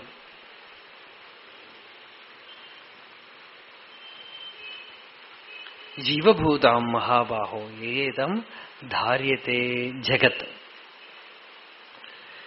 ജഗത്ത് മുഴുവൻ അതാണ് ധരിക്കണത് എന്നാണ്. ജഗത്ത് മുഴുവൻ അതിലാണ് നടക്കുന്നത്, അതിലാണ് നിൽക്കുന്നത്, അതിലാണ് ഉദ്ഭവിക്കുന്നത്, അതിലാണ് നിൽക്കുന്നത്, അതിലാണ് ലയിക്കുന്നത്. ആ സത്തയെ ഞാൻ പോയി തൊടാണ്.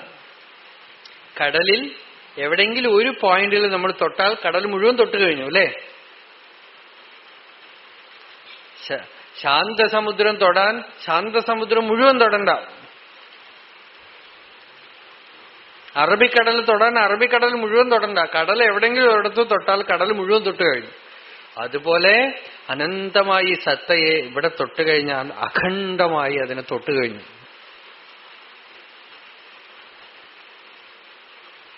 ആ അഖണ്ഡത, അപരിമേയത, പൂർണ്ണത, അവിഛിന്നത,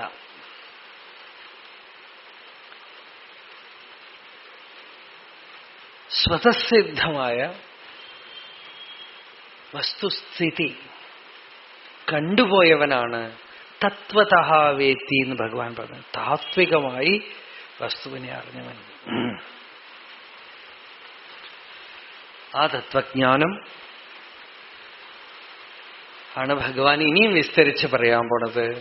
തുടർന്ന് നമ്മള് നാളെ കാണാം. സർവേപി സുഖിനഃ സന്തു സർവേ സന്തു നിരാമയാഃ സർവേ ഭദ്രാണി പശ്യന്തു മാ കശ്ചിത് ദുഃഖഭാഗ് ഭവേത് യതോ മമാത്മാ ഭവസി ത്വമേവ തതോ ന വാച്യം മമ കിഞ്ചിദസ്തി യഥാ തവേഷ്ടം കുരു മാം തഥൈവ ത്വാം ആത്മനാഥം